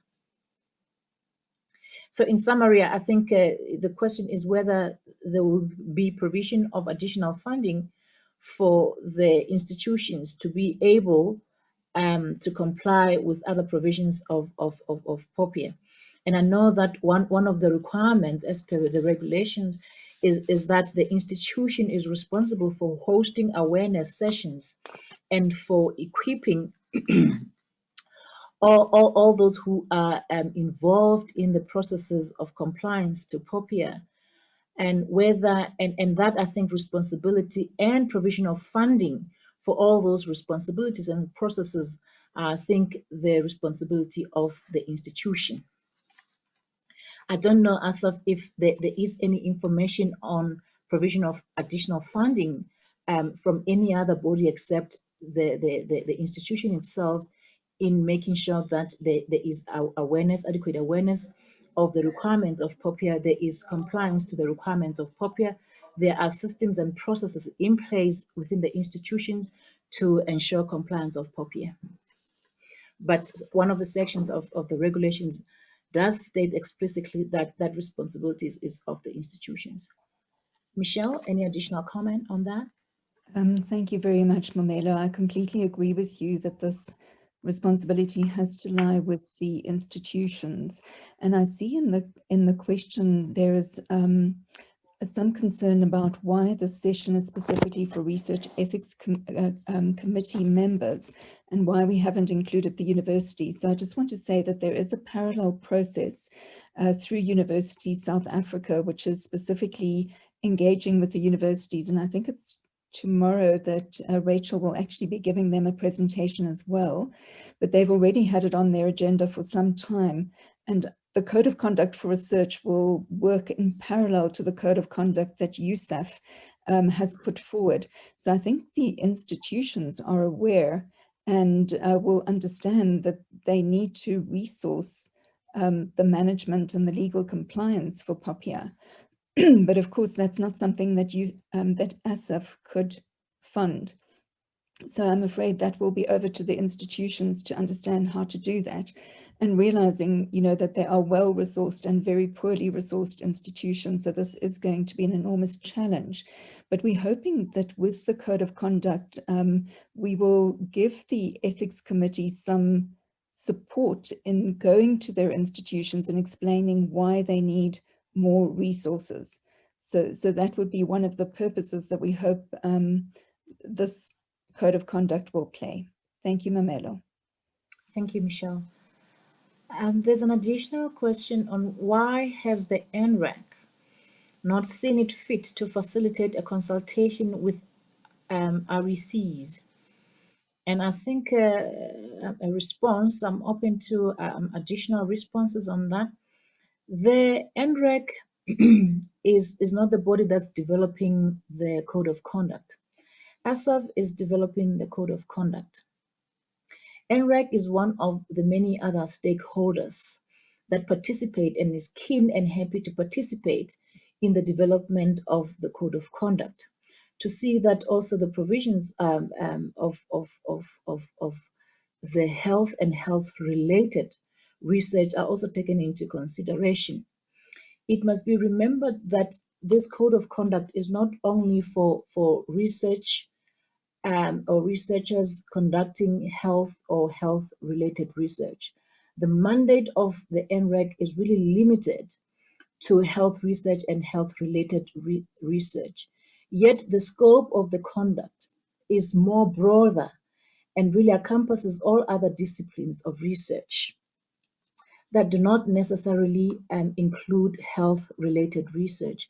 And there are other RECs in the country which review scientific or research proposals that are non-health related. Those are also accommodated in this code of conduct. So the code of conduct really is not developed by the NREC because it's more broader than health or health-related research.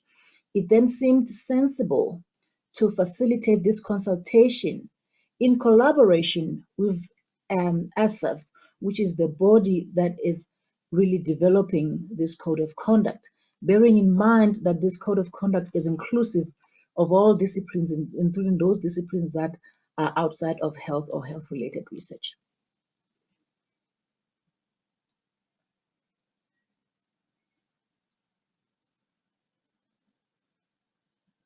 There's a question on what are the implications for recruitment and sampling of research participants, such as snowball sampling or recruitment via an organization, or obtaining member contact details from an organization in order to recruit.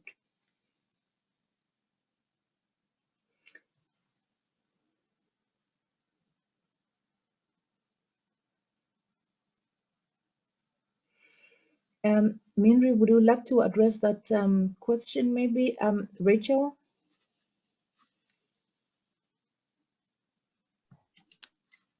Minri has her hand up. I don't know, Minri, if you want to go ahead first. I think when sorry, just to repeat the question quickly, Mamela, sorry. Yeah. It's what are the implications for recruitment and sampling of research participants? And I'm now purely answering from a personal perspective and in RECs, and thinking that if you are finding yourself, the same principles will be in place that we've used for RECs or researchers have used when they do snowball sampling, because it's a given way. But I do think, and Rachel can add to that, POPIA now brings another layer, because where it was quite easy for somebody to, if they involved in snowball sampling, to give somebody's information to the researcher, it was always emphasized that if you give the link or the contact of that person that you are snowballing, that you would first obtain their permission before you include them in the snowball sampling. And I think the same, that if an organization would give the information through to a researcher, they should also have permission that these lists or whatever that they are giving through. But POPIA adds a definite layer to that way, and Rachel can maybe add onto that. Thanks, Rachel. Yeah, thank you so much, Mimri. And I tried to briefly speak to this before. So there needs to be record keeping around the process that responsible parties, researchers have taken in obtaining personal information and obtaining consent. It may be that once POPIA, the grace period falls away, and after the 1st of July, those organizations that hold personal information that researchers might go to may be more resistant to share that personal information. It will require the invoking the provision under POPIA in relation to obtaining data that's not directly from the data subject. And that is allowed where the data subject has agreed to that. So if the data subject has, when they give their personal information to this gatekeeping organization, they have at that time allowed and permitted and given consent for that organization to share their information with research institutions for research purposes. But it is also permissible not to get data directly from the data subject where it is not reasonably practical. So in which case researchers will need to detail this. They will need to explain and create records to say it's not reasonably practical to obtain this set of information directly from the data subject. And so we've appealed to the organization has given it to us, and they obtained consent at the time of gaining that personal information. Or the other thing is that the organization itself can, and I think this would be best practice, could go to the individual and say, a research institution would like your data, can we pass it on? And therefore obtain that consent. Thanks, Manila. Thank you, Rachel. There is a related comment to that, and I think it maybe could be an appropriate time to address that. It's saying that it is becoming good practice to keep research data on a service like Figshare via a research institution. And this is after the research has been completed. This data gets a DOI, which is often published with a paper reporting the research. And really the question is to confirm whether this is the right view, that this needs to be specified in the study data's management plan. And of course that the data would need to be de-identified before being stored, and whether there are any comments on this issue. Really the two issues are that whether this information that has been collected would be made available when the paper reporting the research is being published, and of course whether this data would need to be de-identified before being stored.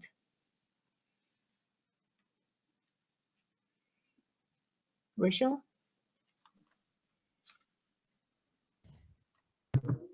Hi, Mamelo. I think Melody was perhaps coming on to address this, and Minri also has her hand up. Thank you. Sorry, I couldn't see the hands up. Melody, may I start with you, then Minri? I'm sorry, Mamelo. I lost a bit of signal and connectivity, so I didn't hear the question. If you would mind repeating it for me, please. Okay. The question is that it is becoming good practice to keep research data on a service like Figshare via the research institution after the research has been completed. This data gets a DOI, which is then often published with the paper reporting the research. So the question is whether this has to be specified in the studies data management plan, that is provided to the ethics committee for review, and whether this data would need to be de-identified before being stored. Thank you, Mamelo. I think POPIA covers that, and Rachel may also want to add to that. So there are those exemptions for research that are published in terms of POPIA, and as long as researchers comply with those requirements, and these will be clarified in the code, I assume. So yes, but it will need to, unless it's unreasonable or impossible to go back and have the consent, or it's impossible to obtain the consent, and the material or the data is de-identified, it could be published, but researchers should ensure that they comply with the relevant section 15 of POPIA in this regard. Mm-hmm. The data dissemination plans, if I can add to that, would have to be clarified in the research proposal that was reviewed by the ethics committee, and also whether the data then will then be de-identified. If the data is completely de-identified and there is no possibility of re-identifying the data, then there is no need for obtainers of consent for publication or the use of that data, that if that the data has been completely de-identified. I think Michelle did also emphasize this issue when she was touching on the various types of consent.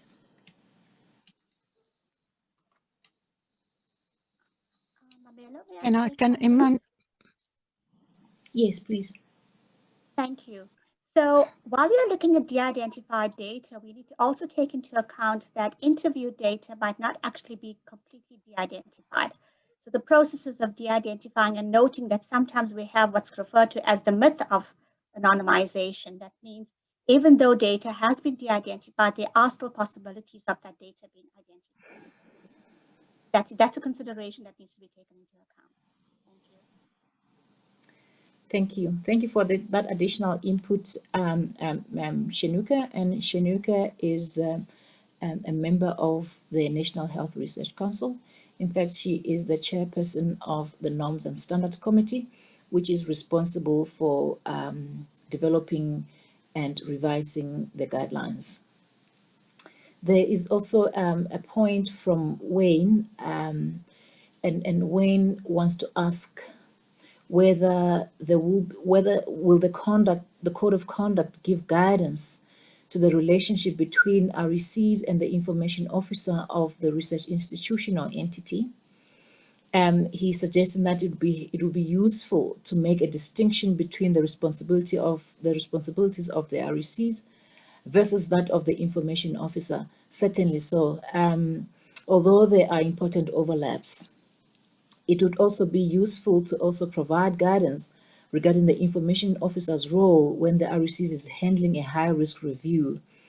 Meaning, should RECs include the information officer in the review of the study, or should it be a separate process of review? The initial response there, and this really addresses only partly of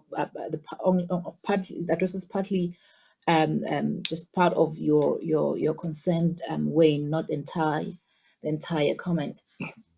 And that is, the regs have their review processes, SOPs in place, and are expected to comply to those SOPs. So as they stand, the SOPs do not including an official or an information officer in the business of the RECs, which is the business of reviewing the protocols. I think one of the aims of this consultation is to see whether we can increase the competence of the RECs by highlighting what possible information and what questions and what tick box templates can be designed for RECs to, again, contribute to increasing the competency of the RECs to be able to review high-risk studies and review them adequately and competently to be able to ensure adequate protection of research participants when it comes to potential risk of violation of the use of personal information and so on. But I do hope, and Michelle, I may require your additional comments on this, that the code of conduct will have clear guidance on relationship between the regs and the information and some of the processes or channels of reporting some of the non-compliance that might come via the RECs to channel them towards the information officer within the institution. And that I think both the Act and the regulations are clearer on the responsibilities of the information officer. and that we also, in our discussion today, have been able to clarify what is expected and what falls really within what is considered as responsibilities of the RECs, and that there will not be an overlap or confusion between those two entities. Michelle, would you like to maybe add on that as well? Thank you very much, Mamelo. And I think in the code, it will definitely address the issue of who the responsible person is. And in terms of queries related to legal breach of POPIA, the responsible person would be the information officer of the institution and not the REC. Mamelo, thank you so much for facilitating this session. I see we're on top of the hour, and I'm sure everybody needs a bit of a break. So we are going to break for 15 minutes and come back at 12:15. But after the break, we're going to use a different format. So the next discussion session will be facilitated by Harriet. And what we would like to do, and Maputi, I hope this is possible, that we would like to give the participants a voice. So we would ask you to raise your hands, and then we will invite you to pose your question so that we can hear you. And then we will have some responses from the panel, sort of managed and facilitated by Harriet. So Maputi, can you just confirm, if people raise their hands, can we selectively unmute them to pose their questions? Yes, we can do that, Prof. Perfect. So I hope that that there will be many of you who will take this opportunity to actually voice your questions, and we hope then to be able to respond to them as well. We're sorry that we can't respond to all the Q&As, but we will certainly keep a record of them. And I know that the committee has been busy responding to many of those. So I think with that, I will say goodbye to you, and we will see you back at about 12:15. Get a cup of coffee, settle down, and hopefully we'll have a good discussion session afterwards. And just to thank Mamelo again for facilitating the last discussion.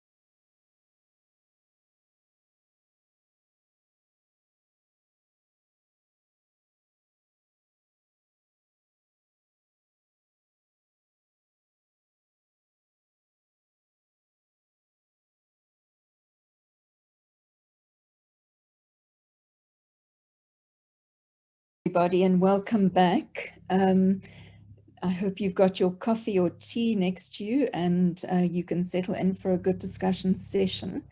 So Harriet will actually facilitate the next sort of 40 minutes or so for us. Harriet, thank you very much. I'll hand over to you.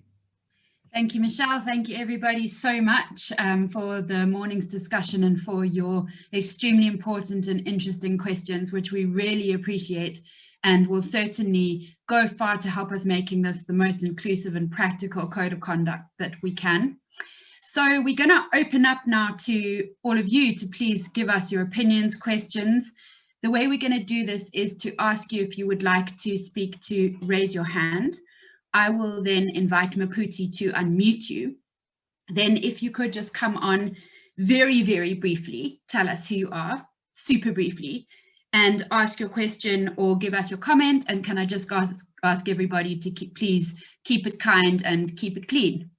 So yes, if you would like to ask a question, make a comment, please go ahead and raise your hand.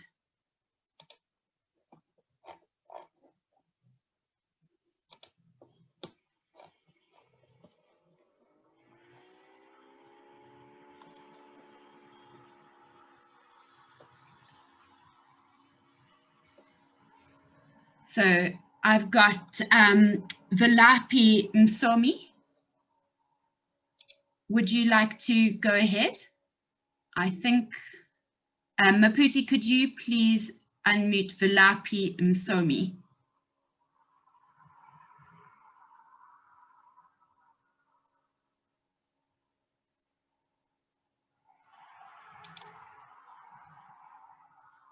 Sorry, everybody, we're just going to figure out the logistics of unmuting people. Can you hear me? Yes, thank you, Velaphi Msomi. Could you just speak a little bit louder? Am I audible now? You are, thank you. Please go ahead. Yes, my name is Velaphi Msomi from Cape Peninsula University of Technology. I'm also a member of REC in the faculty. So my question is specifically connected to my area of research because I'm from engineering and I mostly work with metals. Does this POPIA apply in a situation like that? Thank you.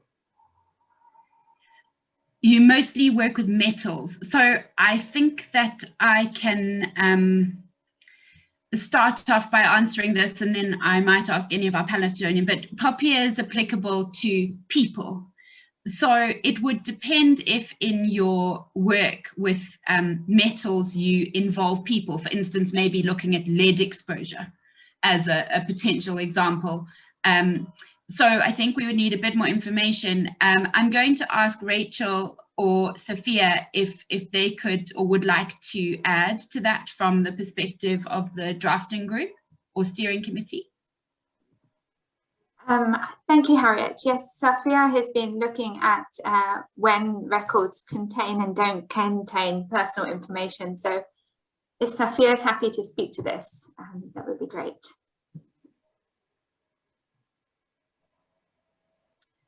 Hi, colleagues. Can you hear me? Yes, thank you, Sophia. Yes, Harriet, my apologies. My line was quite bad. Would you be able to repeat the question? Yes, so the question was from Velaphi Msomi in the Western Cape, who said that his research, and he's on the rec there, forgive me, is predominantly in engineering and involves work with metals.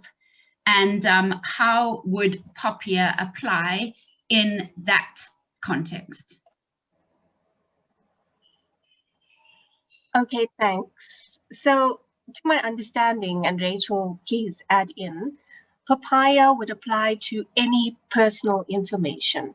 So, if there's personal information that is obtained through research purposes, within the field of engineering, then POPIA would apply. Right, so Velaphi, I do hope that goes towards answering your question. Are there any other comments or questions from attendees at this point?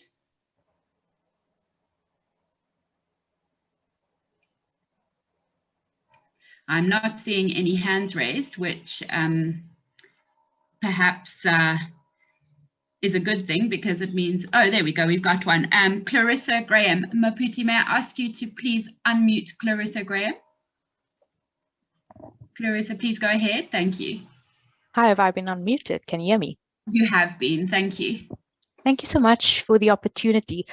I just wanted to confirm, because I think there's been, within the conversations of the previous sessions, it's not been quite clear as to, well, I suppose the role of RICS would be complementary and in terms of promoting the code of conduct. But what I'm wondering is just confirmation from the code authors that the current discussion document makes it very clear that it seems that there's only mention of research ethics committees being the appropriate channel through which compliance would be supported. In an institution where maybe you do have other channels and there are other avenues where privacy impact assessments are done or data management plans are developed or checked, it will the code allow for such context specific arrangements other than the ethics committee? Thank you so much, Chris. I think that's a really important question. So first of all, I'll briefly answer and then I might ask others to come in. The discussion document was our preliminary thought. Since then, we've had numerous consultation processes and we're refining the code. And certainly we're seeing the ethics committee as a safeguard, a way of preventing harms. But the wider function is certainly a lot to do with the institution, and the institutional processes that are adopted there will have a bearing on how the code of conduct is enforced or put into place across the institutions. I'm sure that some of my colleagues would like to add. Rachel, can I ask you to briefly come on first? I think that you have a very good idea of the scope of what we're doing. Yes, thank you. And thank you, Harriet, for explaining about the kind of iterative process that we are doing here, where we are changing and developing our position in relation to the comments and consultations that we have. I think we've made it clear on a number of occasions that the legal responsibility, and we've made this clear today, the legal responsibility lies at an institutional level, and how the review of the new procedures and protocols and documentation that will be required under POPIA, how that takes place will probably function and be organized at an institutional level, but is likely to involve RECS.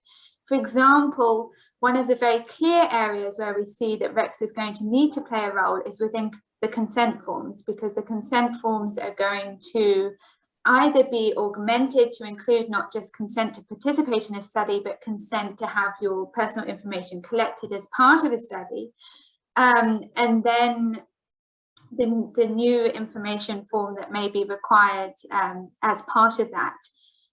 So we are refining and thinking together about the role that RECS play, but inevitably RECS will need to have an understanding of these issues, as many of them relate to questions of, well, they all relate to questions of privacy, but some more on a kind of legal compliance level and more on an ethical level. So we're trying to understand with a greater level of clarity exactly what role RECS could play and how to make allowance for differences between different institutions that are differently resourced. Thanks, Harriet. Thank you very much, Rachel. I'm going to move on to Tivulawi Malwela, who has a hand raised. Please go ahead. Thank you for unmuting me. My question was partly answered by what the current speaker was addressing, but I wanted to know with this POPIA, what will happen with on the minors, people with who are under 16, and those who are not mentally stable, maybe during the time of a study under question, and those somebody that's referred as indigenous, the headmen or the leaders who are supposed maybe to protect and at the same time to participate in any study in question. Thank you. Thank you so much. That is a really, really important question. I'm going to invite Minri to please answer this question, or start with an answer to this question, if you wouldn't mind. We would really appreciate to hear from you. Can I please ask you to just repeat in short again? Sure. So the question was, how is the code of conduct going to accommodate children, people who might have cognitive capacity or issues, and also, and what spoke to one of the points earlier, the case where you have a traditional legal framework like a chief or a headman who is giving consent. I think those were sort of three broad categories that the question was referring to. I think when we look at the code of conduct coming in, we must be very specific that it's linked to personal information, and that a lot of the rules that was used during typical research do not fall away now. The code brings in additional measures just on personal information. And so I do think when it comes to the review of a study, that in future a REC might need to look with a little bit of more detail into aspects, either whether it's a separate list or whether it was included in the informed consent. But there are very specific guidelines in the DOH when you work with minors or when you work with somebody, an adult with incapacity. And that doesn't change that. Or other RECs that was involved with that doesn't use the DOH guidelines. They had very specific guidelines that they were following when they were working with children or working in communities or whatever. And those guidelines still remain the same. The POPIA doesn't affect these guidelines that we were using in RECs all along.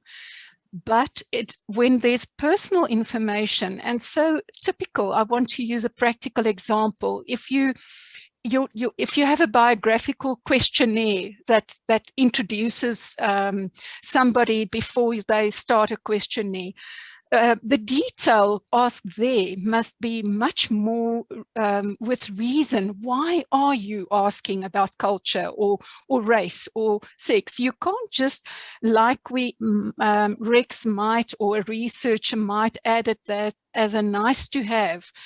That's where, for instance, we might not be able to add the nice to have anymore. But for everything that you ask, there must be a reason why you are asking that. So I do not think that we must still use our ethical guidelines, principles, whatever you were using in your research, reviews, or as a researcher. But then this additional link to personal information and the protection thereof. Thank you so much, Minri. That's really, really helpful. Rachel or Sophia, may I ask one of you to just add on here? I know that we had discussed specifically the aspect about children. Yeah, so I just want to agree with what Minri has said. Part of what we need to do with this code of conduct is reconcile existing law, the DOH guidelines, with what POPIA provides. So POPIA provides that consent must be obtained from a competent person. So we can unpack that in terms of some of the questions raised in relation to mental capacity.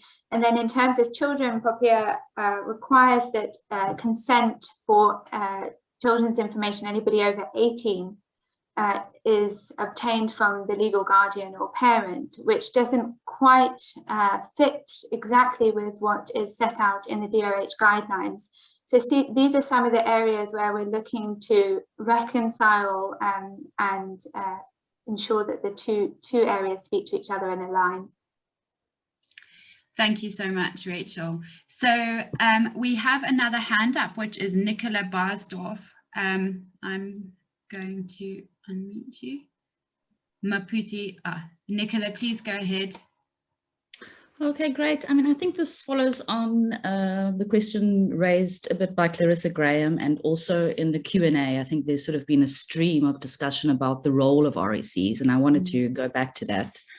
I'm hearing more and more the evolution of thinking of the panel, that there might be this institutional specific, flexible kind of approach to how that role plays out in different institutions. But I'm wondering whether that includes the option of RECs not being involved in POPIA compliance. And at least to the degree that they're the body tasked with the job of reviewing individual research protocols to make sure that they're compliant with POPIA. And I think, I mean, this relates to the previous consultation with the panel, where some of the reasons given for assigning it to RECs were that there are not other institutional structures in place. In some institutions, resources might be low. And I guess I just wanted to put the idea out there that are we trying to find a quick fix for this POPIA compliance by assigning it to ethics committees because they're the only body we can think may be able to handle this in most institutions? Or could we, or the code authors be rather encouraging institutions, given the importance of POPIA and the importance of POPIA compliance, not only for the protection of institutions, but also for the protection of the participants that those institutions interact with? I would hope that the code becomes an empowering mechanism which would enable institutions to identify and lobby for resources or sustainable solutions that fit their context. And I would hope that the code would perhaps be able to encourage institutions to make those necessary investments to fill the important mandate. And I just thought I wanted to put that idea out there, because if we're talking about flexibility with institutions, does that include an institution being able to elect to say, I want to assign this role to my information governance office and employ persons there and invest resources in permanent staff who do these POPIA compliance checks, rather than burdening my ethics committee? Thank you so much, Nicola. I think that you raised a very, very pertinent point, and certainly something for us all to think about in trying to refine our code of conduct. So just to reiterate, first of all, we're proposing that the ethics committees are a safeguard, and it's really important to distinguish that from having that legal responsibility for enforcing POPI. That remains with the institution. And the reason why the ethics committees are a perfect safeguard is because so much research that uses personal information needs to be reviewed by an ethics committee. So we're saying that ethics committees are a really important part of the institutional infrastructure to put us on the path towards POPI compliance. And because the ethics committees are already there, we can leverage that in a way that will protect institutions, protect researchers, and very, very importantly, from the point of view of members of ethics committees, protect our participants, which is one of the main mandates. So there is a lot of leeway for the institutional, or for institutions to implement the code of conduct as they see fit. And certainly Michelle had mentioned, and you reiterated, the importance of this code of conduct is something that may be used to bolster requests for resources. I wonder if any of the steering committee or drafting committee or anyone on the NHREC would like to come in and add in response to this question. Hi, Harriet, it's Mamelo. Please, Mamelo, go ahead. Thank you. And I would like to add, I think some phrases or wording would really have to be corrected for us to have one understanding. So the use of the word assigning the responsibility to RECs is not accurate. There is no assigning of any duties or additional responsibilities of regulatory function to RECs. That we must be clear on. There is none. The code of conduct is not assigning the regulatory function or the legal responsibilities of compliance or ensuring compliance to POPIA onto the RECs. No, that is not what is happening. It is very unfortunate because ASAF has acted under incredible pressure, seeing that the tight timelines of developing the code and seeing that the enforcement of this law is going to be in effect in July. And so the consultations and adhering to all the activities under that process of developing the code of conduct has put incredible pressure on ASAF. It is also very unfortunate that the National Research Ethics is only coming up now through the consultation forum. I think it would have made much more difference if we had come in at an earlier stage. The information document that went out, unfortunately, also went out prior to other consultations and discussions of such consultation being incorporated in the information document. But I understand that it had to go out because we had to start somewhere, or rather ASAF had to start somewhere, considering also the pressure that they've been working on. I must at this stage, I think, thank the ASAF team really for their openness in reviewing and revising some of the information, some of the processes that were suggested prior to some consultations, and that we all recognize that the information document is really a work in progress, and that most of that information and processes that were suggested that would have to be revised and reviewed, and more appropriate processes and suggestions will be put in place. It is also unfortunate that the research community really has not had much time given to them or opportunity to comment even on the documents that go out. I remember in the last one, I think we only had 8 days to comment. That really speaks to the tight timelines and the incredible pressure that ASAF is working under. I do hope that we would have enough time when developing the code of conduct to really gather more comments from our research community. Nicole, I think coming now straight to your point, after I think I have tried to correct the view of assigning additional functions.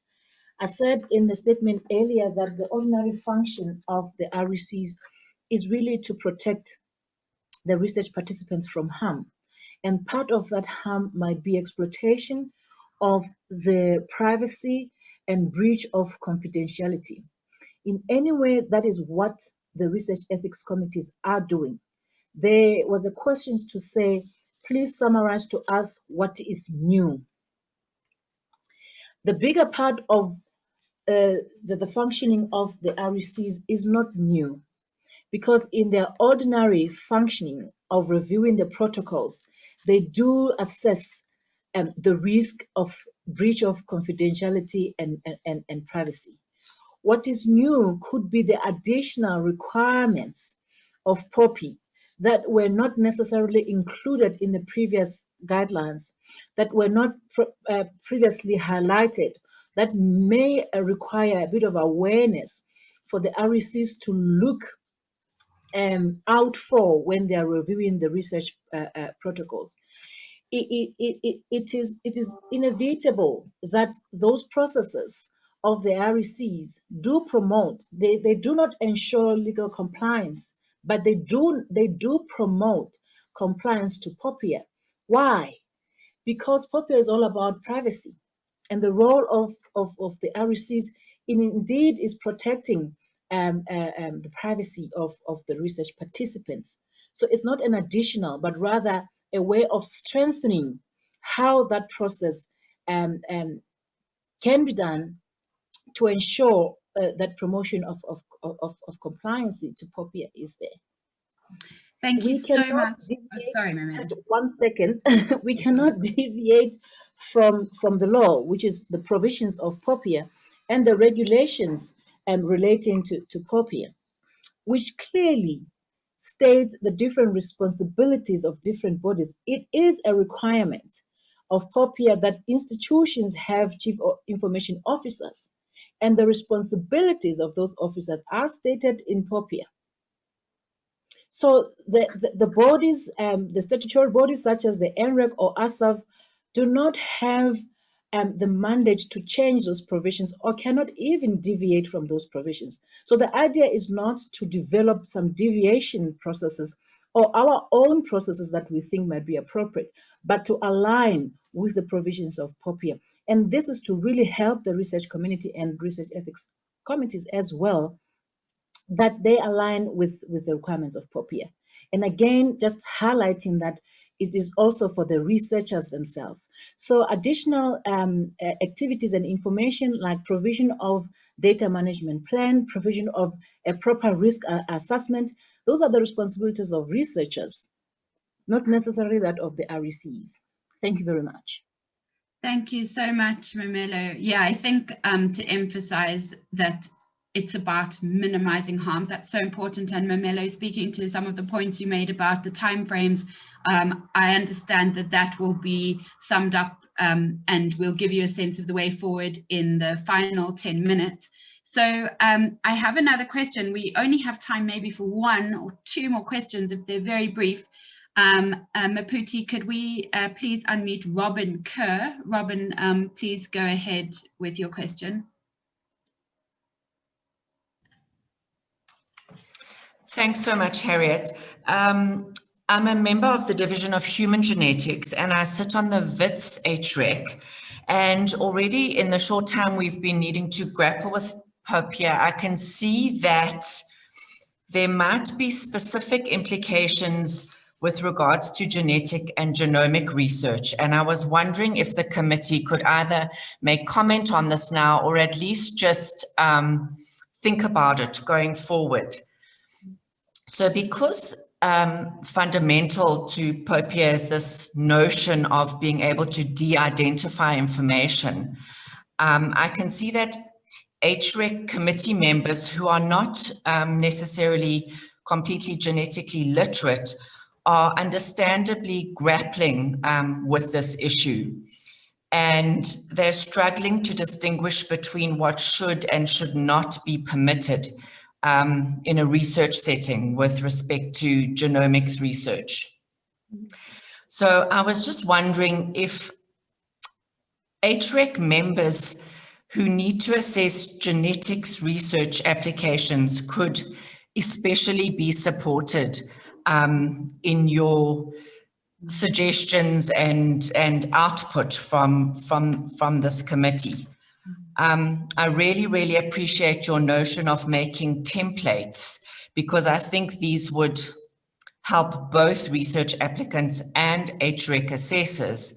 And I was wondering if we could go as far as to maybe even putting together templates that particularly address genetics research. I do think, yeah, this is something that's problematic even in its infancy, and we'd appreciate some support and guidance. Thank you so much. Thank you so much, Robin. So genetic and genomic research is a very important part of the Code of Conduct, and I'm going to ask Michelle if she could please give us a little bit more information about that. I think Michelle's track record in genetics probably goes without saying. So Michelle, if you could please start us off with an answer to that, and then Menri, if you would like to come in after Michelle, that would be brilliant. Thank you. Thank you very much, Rachel, and thank you, Robin, for highlighting this really important issue, because if, you know, we do need to be able to share genetic data, because that makes it more valuable, and we need to be part of the global discussion, especially sharing African genomic data. I know that Monique has also worked on this quite a bit, and, you know, we always say that genetic data, although it is unique to an individual, you can't necessarily identify the individual unless you have some kind of link of the personal data together with the genetic data. So the question is then, you know, is that de-identified enough? And would it be reasonable that that cannot be re-identified, because you would need to go to extraordinary levels to re-identify in terms of skills and other information? I'm wondering, Harriet, could we ask Monique to comment as well? As I know that Menri has her hand up, but Monique has worked on this in terms of the code. Thank you. Absolutely. Menri, may I ask you to go first, and then Monique, if you could comment, that would be very appreciated. I wanted to just comment on the de-identified, meaning that Rex mustn't misunderstand that every data set must be de-identified. That comes back to the question that was earlier that I wanted to respond to, when it was asked whether de-identified data, whether you first have to de-identify data before you store.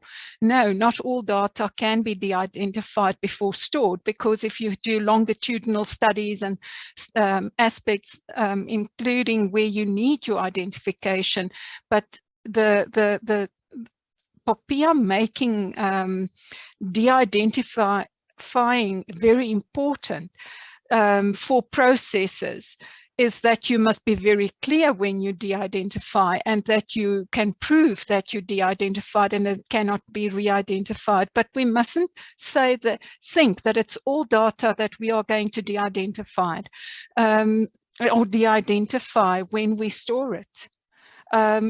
When your informed consent indicates to your participant that you are going to store their data for use over years and share, that's where you then make it clear to them that you're not going to de-identify. And so with genetics, I know it's more complicated, but I just wanted to say this because I get the feeling that there's an idea that all data must be de-identified. Thank you so much, Minri. That's a vital point, and thank you for bringing that up.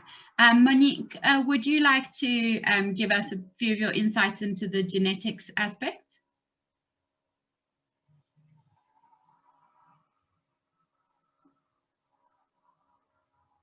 Is Monique with us? Harriet, I don't know if you're actually referring to me. Dominique. Yes, Dominique, go ahead. Thanks, Dominique. Thanks. So yeah, so we've been looking at the genomic data quite extensively to be able to understand how it can fit. The important thing to understand is the fact that a string of A's and G's and T's and C's does not necessarily relate to someone. It does not single an individual out. So if you have a data set that has a number of these genomic sort of sequences, what is the probability that you could actually single out an individual from that code alone? And it becomes, it's almost impossible to do so from that code alone. And the important part comes in when you have a number of other databases or other secondary identifiers that can be linked to this genetic code. And that is where you increase the probability of singling out or identifying an individual.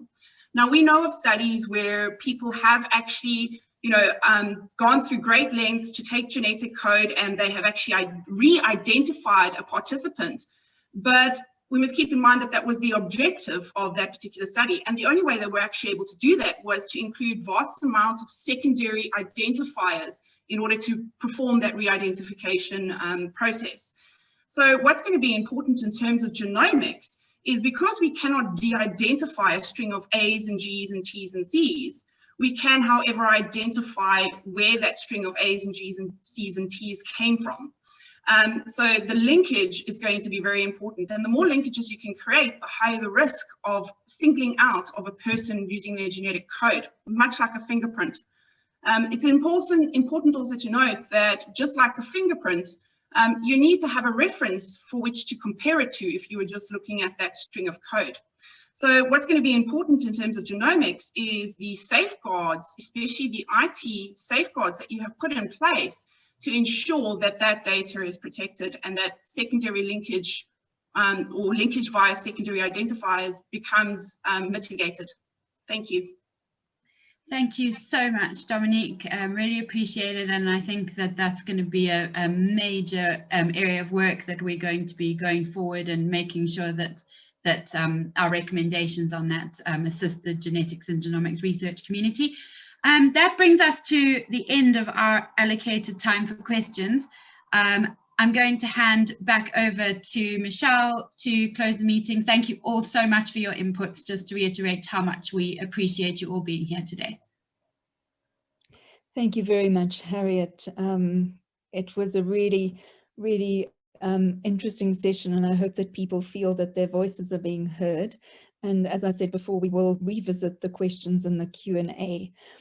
So in sort of going towards the close now, I'd like to invite Mamelo to make a few concluding comments as a co-facilitator of this session, and then I will make some comments and talk about the way forward, and then we will invite Himla Sudjal from ASIF to close the meeting with a few more reflections. So Mamelo, can I hand this over to you for a few minutes? Thank you, Michelle, and this will be brief.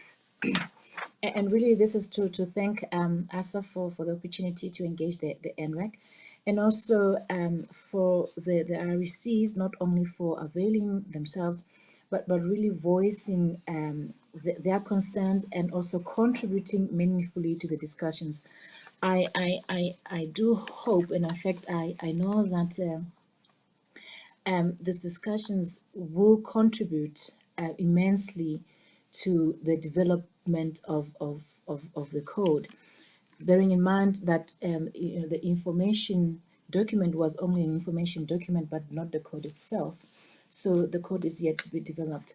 I think in general, the audience have expressed concern about any additional activity being imposed on RECs, and more concerns about the legal responsibilities of ensuring compliance. And although the panel has tried to over and over again emphasize that it is indeed the legal responsibility of the information officer within the institution, and the development of the policies and the processes to ensure compliance to POPIA really relies on the institution. We do hope that in developing the code of conduct, all these inputs would be taken into consideration, and that the community, the research community, including the RECs, would have adequate time to comment on the code. I, again, Michelle, would like to thank ASAF and also thank the Research Ethics Committees for that valuable contribution that they have made today. The spirit is one and the goal is one, and that is to ensure that we just simply provide more adequate guidance for both the researchers and the RECs, to make it simple and easier for everyone involved to really comply with the law. And the intention is not to burden or not to in any way change the mandate of anybody, including the mandate of the NREC. And with that, I think those will be my concluding remarks, and also to thank my team from the National Health Research Council for their participation. Thank you. Thank you so much, Pamela. Beautifully put. And I don't want to repeat what you said. I think you said it so well and made those important points. I think our objective is to be transparent and to continue the conversation, because we think that that's really important. We're getting to a stage now where we realize that it is possible that the code of conduct will not actually be accepted by the regulator by the 1st of July. And we are planning to have a meeting with the information regulator to understand the implications that this would have. I think a lot of institutions are concerned about the issue of prior authorization for certain activities and how that might be affected if the code is not yet in place. So what we are planning to do is to clarify a few things with the information regulator. So that would be one of them. What happens if the 1st of July comes and the code is not yet in place? What does that mean for researchers and institutions, responsible bodies? So that is the one question we have for them. And then the second question that we have, and it's not entirely clear to us, is who is responsible for publishing the code for public comment? So we understand that the information regulator has to finally publish the accepted code, but is there a process prior to that where we or ASAF can actually put the code out for public comment? Or is this something that has to be done by the information regulator? And that will, of course, impact also on the timelines. But I think, as Mamelo has said, getting it right is important, and hearing the views is important. So we don't want to excessively rush that process. So we are working very hard to getting that first draft of the code. And I've seen and heard the frustration of many members of our community about the fact that they've not yet had an opportunity to look at the actual code. So we're hoping that within the next 3 or 4 weeks, there will actually be a draft code that people can comment on. And the decision will still be made as to whether it will be ASAF putting that out or whether the information regulator will do so. But we do understand that people will need adequate time to look at the actual proposed code and comment on that before it is finally accepted. So I hope that you can be a little bit patient, knowing that there is a very active group of people working tirelessly to expedite this process and move it along. As we get information from the information regulator, we hope to make that available to the community, and hopefully we can do that on the ASAF website, so that people can see what the response was from the information regulator and how to go forward. So just again to say, we again are asking for your inputs following this engagement process, and we are looking very actively at the comments that you've already sent. And I think many things have been clarified, and we feel more comfortable that we are coming up with a better set of guidelines that will be practicable and useful, and that we hope that the responsibilities of the different parties will also be clearer as we develop this code. So I think with that, I'd actually like to invite Himla Sujal to just say a few words. Himla, please go ahead.